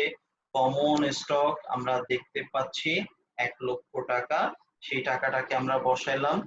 দেন আমাদের আসছে রিটেন আর্নিংস। রিটেন আর্নিংস এর টাকাটা আসছে কোথা থেকে, আমরা যদি একটু ফিরে যাই, রিটেন আর্নিংস স্টেটমেন্টে যে ব্যালেন্স ছিল 47,480, এই যে টাকাটা আমাদের ছিল সেই টাকাটাকেই কিন্তু আমরা কি করছি, আমাদের রিটেন আর্নিংস এর ব্যালেন্স হিসাবে বসায় দিচ্ছি। এই গেল হচ্ছে ক্যাপিটালের অংশ। আমাদের কোনো লং টার্ম লায়াবিলিটিস নাই। কারেন্ট লায়াবিলিটিস এর আইটেম এখানে ছিল অ্যাকাউন্ট পেয়েবল, আমাদের ছিল নোটস পেয়েবল, এবং আমরা অ্যাডজাস্টমেন্ট থেকে পেয়েছিলাম স্যালারি আউটস্ট্যান্ডিং টাকা 2000। এই অংশগুলা নিয়ে আমাদের তৈরি হয়ে যাচ্ছে লায়াবিলিটিস পোরশনটা। তার সাথে আমাদের ইন্টারেস্ট পেয়েবল, যেটা আমাদের অ্যাডজাস্টমেন্ট থেকে এসছে, প্রথমবার ডেবিট করেছি এক্সপেন্সের মধ্যে লিখে, দ্বিতীয়বার অর্থাৎ ক্রেডিট করলাম এখানে লায়াবিলিটিস এর মধ্যে লিখে, আর ফাইনালি ইনকাম ট্যাক্স খরচ হিসাবে ধরেছি, ফলে প্রফিট থেকে মাইনাস হয়ে গেছে, প্রফিট ক্রেডিট সেখান থেকে মাইনাস মানে ডেবিট হলো। আর ক্রেডিটের কাজটা কিভাবে হলো, যখন আমি এটাকে কারেন্ট লায়াবিলিটিস এর অন্তর্ভুক্ত করছি। প্রিয় ছাত্রছাত্রী বন্ধুরা, এখানে আমাদের এই ছিল ফাইনান্সিয়াল স্টেটমেন্টের একটি কমপ্লিট ম্যাথ নিয়ে আলোচনা। এখন আমরা যেটি চেষ্টা করব সেটি হচ্ছে একটি ক্যাশ ফ্লো স্টেটমেন্ট, এর অপারেটিং অ্যাক্টিভিটিস পোরশনটা একটু বোঝার চেষ্টা করব ডাইরেক্ট মেথডে। কারণ যেমনটা আমরা বলেছি যে আমাদের সেকেন্ড ইয়ারে ইন্টারমিডিয়েট অ্যাকাউন্টিং এ ক্যাশ ফ্লো স্টেটমেন্ট সম্পর্কে বিস্তারিত আলোচনা থাকায় সেটিকে আমরা আর এখানে পুনরালোচনা করব না। ডাইরেক্ট মেথডে অপারেটিং অ্যাক্টিভিটিস এর অংশ আলোচনা করার উদ্দেশ্য বা কারণটি হচ্ছে আমরা এটিকে কম গুরুত্ব দিয়ে থাকি, অথচ আইএস এটাকেই বেশি গুরুত্ব দিচ্ছে। এক, দ্বিতীয় বিষয় হচ্ছে যে এই অঙ্কটি জাতীয় বিশ্ববিদ্যালয়ে এসেছে, দ্যাট ইজ ডাইরেক্ট মেথডের অঙ্ক কিন্তু আমাদের বোর্ড পরীক্ষায় বা বিশ্ববিদ্যালয়ের পরীক্ষায় জরুরি, এজন্য এটিকে গুরুত্ব দিতে হবে। তো যাই হোক, আমরা দেখি এখানে একটা পার্শিয়াল অঙ্ক আমরা পাচ্ছি, যেখানে আমাদের বলা হচ্ছে কারেন্ট অ্যাসেটস এখানে দিয়ে দেওয়া আছে, কিছু লায়াবিলিটিস রিলেটেড ইনফরমেশন আছে। আমরা অঙ্কের ইনফরমেশন গুলো যদি পড়ি, এখানেই বলে দেওয়া হচ্ছে সিলেক্টেড ফাইনান্সিয়াল স্টেটমেন্ট ইনফরমেশন। যখনই selected information, that means it's not a complete balance sheet, and the income statement may also not be a complete form, in a complete form. তো দেখা যাক এখানে কি অবস্থা। আমাদের কারেন্ট অ্যাসেট কারেন্ট লায়াবিলিটিস আমরা পাচ্ছি, ইনকাম স্টেটমেন্ট, হ্যাঁ ইনকাম স্টেটমেন্ট ফরচুনেটলি এখানে কমপ্লিট ফর্মে দেওয়া আছে। তো আমরা যেমনটা বলছিলাম যে ডাইরেক্ট মেথডে ক্যাশ ফ্লো স্টেটমেন্ট তৈরি করতে গেলে প্রত্যেকটা খাত থেকে নগদ প্রাপ্তি এবং প্রদানের পরিমাণটা আমাদেরকে গণনা করতে হবে। গণনা করার পর মোট প্রাপ্তি থেকে মোট প্রদানটা আমাদেরকে মাইনাস করতে হবে, এটি হচ্ছে আমাদের প্রধান কাজ। তো আমরা সলিউশনে চলে যাই, দেখা যাক। সমাধানে যাওয়ার আগে আমরা একটু দেখে নিই যে এখানে ইনফরমেশন যেটি আছে আমাদের ধাপ অনুযায়ী আয়ের খাতগুলা বা প্রাপ্তির খাত যেগুলি আছে, সেটা হচ্ছে ফার্স্ট ওয়ান আমাদের আছে অ্যাকাউন্ট রিসিভেবল। আমরা জানি রিসিভেবল সেলস এর সাথে রিলেভেন্ট, তাদের কাছ থেকে টাকা আদায় হয়। ক্যাশটাকে আমরা বলেছি একদম শেষে দেখাবো, শুরুতে দেখানো যাবে না, কারণ ক্যাশের অ্যাডজাস্টমেন্ট অঙ্কের একদম শেষে করতে হবে। দেন আমাদের আছে মার্চেন্ডাইজ ইনভেন্টরি, এটা এক্সপেন্স রিলেটেড, পারচেজের সাথে যাবে। প্রিপেইড রেন্ট, এটিও এক্সপেন্স রিলেটেড, ফলে এটা আমাদের পেমেন্টের অংশে দেখাতে হবে।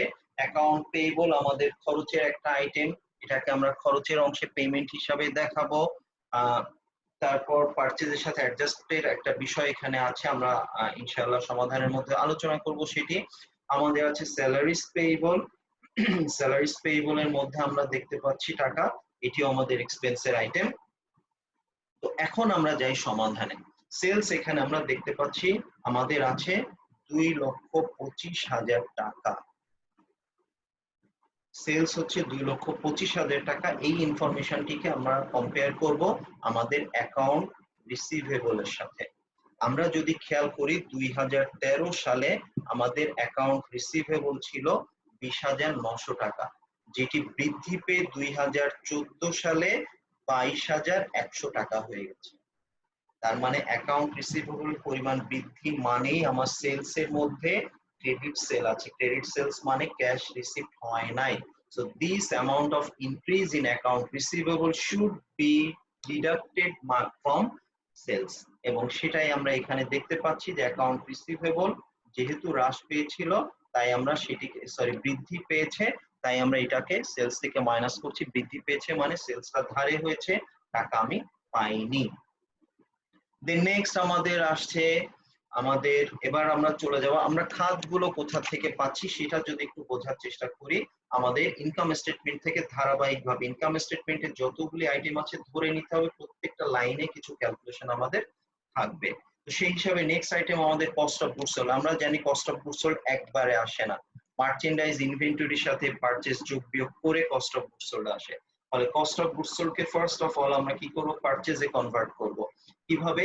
মার্চেন্ডাইজ ইনভেন্টরি যদি বৃদ্ধি পেয়ে থাকে তার মানে চলতি বছরে অ্যাডিশনাল পারচেজ হয়েছে, সেটা কস্ট অফ গুডস সোল্ড এর সাথে যোগ হবে।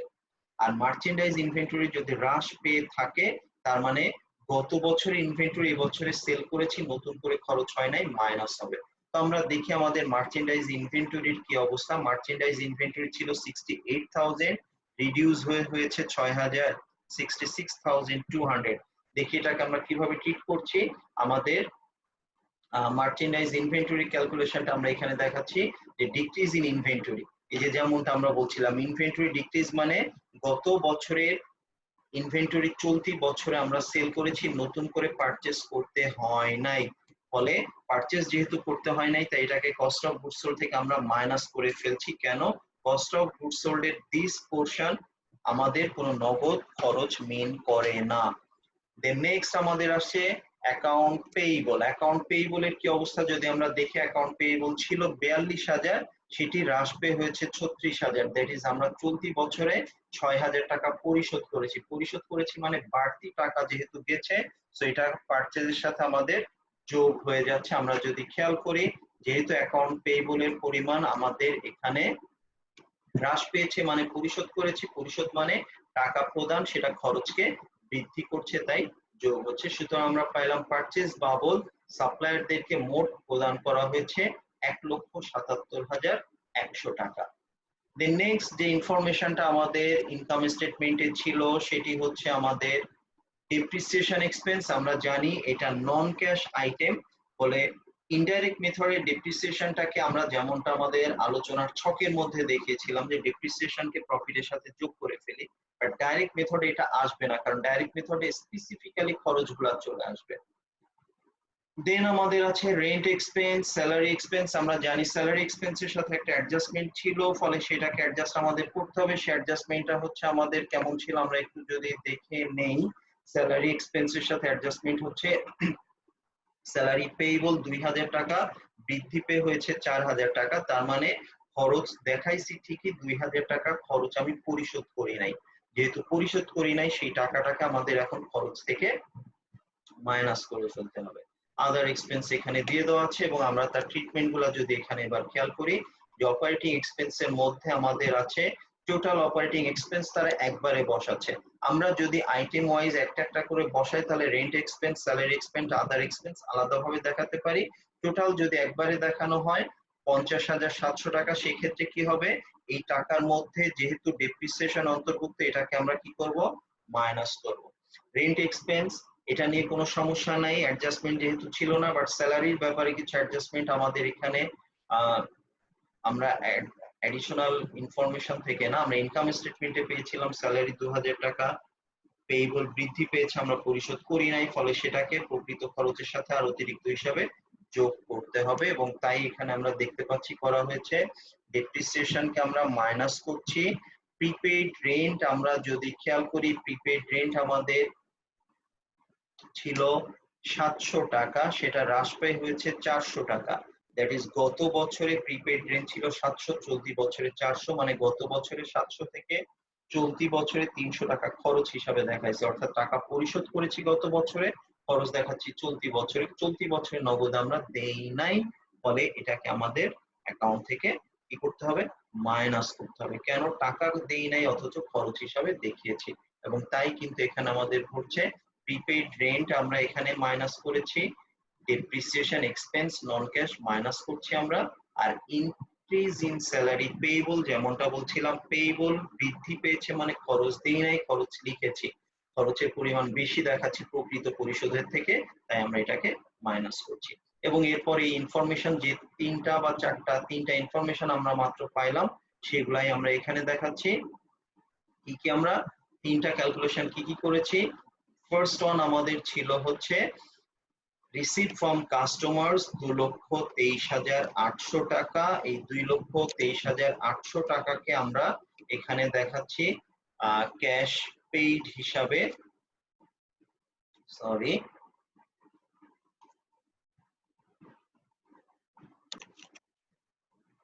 ক্যাশ রিসিভ যে আমরা পেয়েছিলাম 2,23,800 টাকা, সেটাকে আমরা এখানে সরাসরি বসাচ্ছি। দেন আমাদের আসলো হচ্ছে অপারেটিং অ্যাক্টিভিটিস থেকে এক্সপেন্স বাবদ আমরা টাকা দিয়েছি কত টাকা, এক্সপেন্স বাবদ আমরা পাচ্ছি যে অপারেটিং এক্সপেন্স বাবদ পরিশোধ হয়েছে 38,400 টাকা। এই টাকাটাকেই আমরা বসাচ্ছি এক্সপেন্স হিসাবে অপারেটিং এক্সপেন্সের মধ্যে 38,400 টাকা। দেন সাপ্লাইজ দেরকে পেমেন্ট হিসাবে আমরা ক্যালকুলেট করেছি 1,77,100 টাকা। এটাকে আমরা আমাদের আইটেম থেকে পরিশোধের ক্যাশ পেমেন্টের আইটেমের মধ্যে আমরা আমাদের টোটাল পেমেন্ট গুলাকে দেখাচ্ছি, অর্থাৎ দুইটা যে পেমেন্ট আছে দুইটাকে একসাথে করে আমরা আমাদের টোটাল রিসিপ্ট থেকে মাইনাস করে দেখাচ্ছি, যার মাধ্যমে আমরা পাচ্ছি আমাদের টোটাল পেমেন্টের পরিমাণ 2,15,500, যার এগেনস্টে রিসিপ্টের পরিমাণ 2,23,800। ফলে আমাদের রিসিপ্টের পরিমাণ বেশি হয়, আমরা লিখছি net cash provided by operating activities. আবারও বলছি রিসিপ্টের পরিমাণ বেশি, তাই আমরা এখানে লিখেছি প্রোভাইডেড। প্রিয় ছাত্রছাত্রীরা, এই গেল হচ্ছে আমাদের এই অধ্যায়ের আলোচনা, এবং এখান থেকে আমরা মোটামুটি ভাবে চেষ্টা করেছি আমাদের এখানে আমরা যেটুকু চেষ্টা করেছি আমাদের আর্থিক বিবরণী প্রস্তুত সংক্রান্ত বিস্তারিত ব্যাখ্যা বা আলোচনা এখানে আমরা দেখানোর চেষ্টা করেছি, কিছু গাণিতিক সমস্যা সমাধানের চেষ্টা করেছি, এবং যেগুলো আমাদের জন্য জরুরি পূর্বে শিক্ষা বিষয়গুলোকে একটু কম গুরুত্ব দিয়ে নতুন আইটেম গুলাকে বাড়তি একটু গুরুত্ব দেওয়ার চেষ্টা করা হয়েছে। তো তোমরা মোটামুটি ভাবে বাজারে যেসব প্রচলিত বইগুলো আছে সেখান থেকে আমাদের যে জাতীয় বিশ্ববিদ্যালয়ে আসা যে অঙ্কগুলো আছে বা বিভিন্ন বই থেকে আমরা যে অঙ্কগুলো পেয়ে থাকি, অঙ্কগুলোকে যদি সমাধানের চেষ্টা করো, আশা করা যায় যে তোমরা এই অধ্যায় নিয়ে খুব বড় রকমের সমস্যায় পড়বে না। আর অ্যাডভান্সড অ্যাকাউন্টিং আমাদের ফাইন্যান্সিয়াল অ্যাকাউন্টিং এর খুব গুরুত্বপূর্ণ একটা অংশ, আর বিশেষ করে ফাইন্যান্সিয়াল স্টেটমেন্টস বা ফাইনাল অ্যাকাউন্ট যাই বলি না কেন, এটি হচ্ছে অ্যাকাউন্টিং এর চূড়ান্ত ফলাফল, ফলে এটিকে খুব গুরুত্ব দিয়ে শেখা দরকার। এই জন্য তোমরা যে অঙ্কগুলো পাওয়া যায় পূর্ববর্তী বছর অঙ্কগুলো একটু সমাধানের চেষ্টা করবে নিজেরা।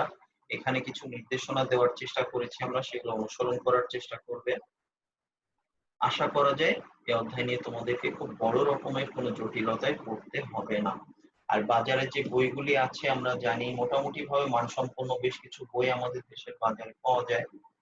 অ্যাঞ্জেল পাবলিকেশনের যে বইগুলো আছে হাফিজউদ্দিন স্যারের, এগুলো তোমরা দেখতে পারো। এর বাইরে আরো যে বিভিন্ন পাবলিকেশনের মোটামুটি মানসম্পন্ন বই আছে আমাদের দেশের শিক্ষকেরা যেগুলি রেফার করে থাকেন, এগুলি দেখতে পারো। বাইরের বইয়ের পাশাপাশি বাইরের বইগুলা অবশ্যই অনুসরণ করতে হবে, কারণ সেগুলো আমাদের টেক্সট বই এবং তাদের নির্দেশনাগুলো তুলনামূলক সহজ, কিন্তু আমাদের প্রয়োজন মেটাতে পারে না, কারণ সেখানে গাণিতিক সমস্যার পরিমাণ তুলনামূলক কম থাকে। তো যাই হোক, আশা করি তোমরা চেষ্টা করলে সফল হবে। সবাইকে স্বাস্থ্যবিধি মেনে চলার জন্য অনুরোধ জানাচ্ছি, এবং সবাই মিলে সতর্ক থেকে আমরা যেন আমাদের সকল প্রকার জটিলতা থেকে, সকল প্রকার রোগ বিসুখ থেকে মুক্ত থাকতে পারি, সেই শুভ কামনা জানিয়ে আমার আজকের এই আলোচনা অধ্যায় নম্বর 2 এর আলোচনা শেষ করছি। আমাদের পরবর্তী আলোচনার বিষয় থাকবে অধ্যায় নম্বর 3 রেভিনিউ রিকগনিশন, যেটি IAS 18 অনুযায়ী শিক্ষা দেওয়া হবে। তো সবাইকে ধন্যবাদ জানাচ্ছি, সবাই ভালো থাকবেন, সুস্থ থাকবেন, আল্লাহ হাফেজ।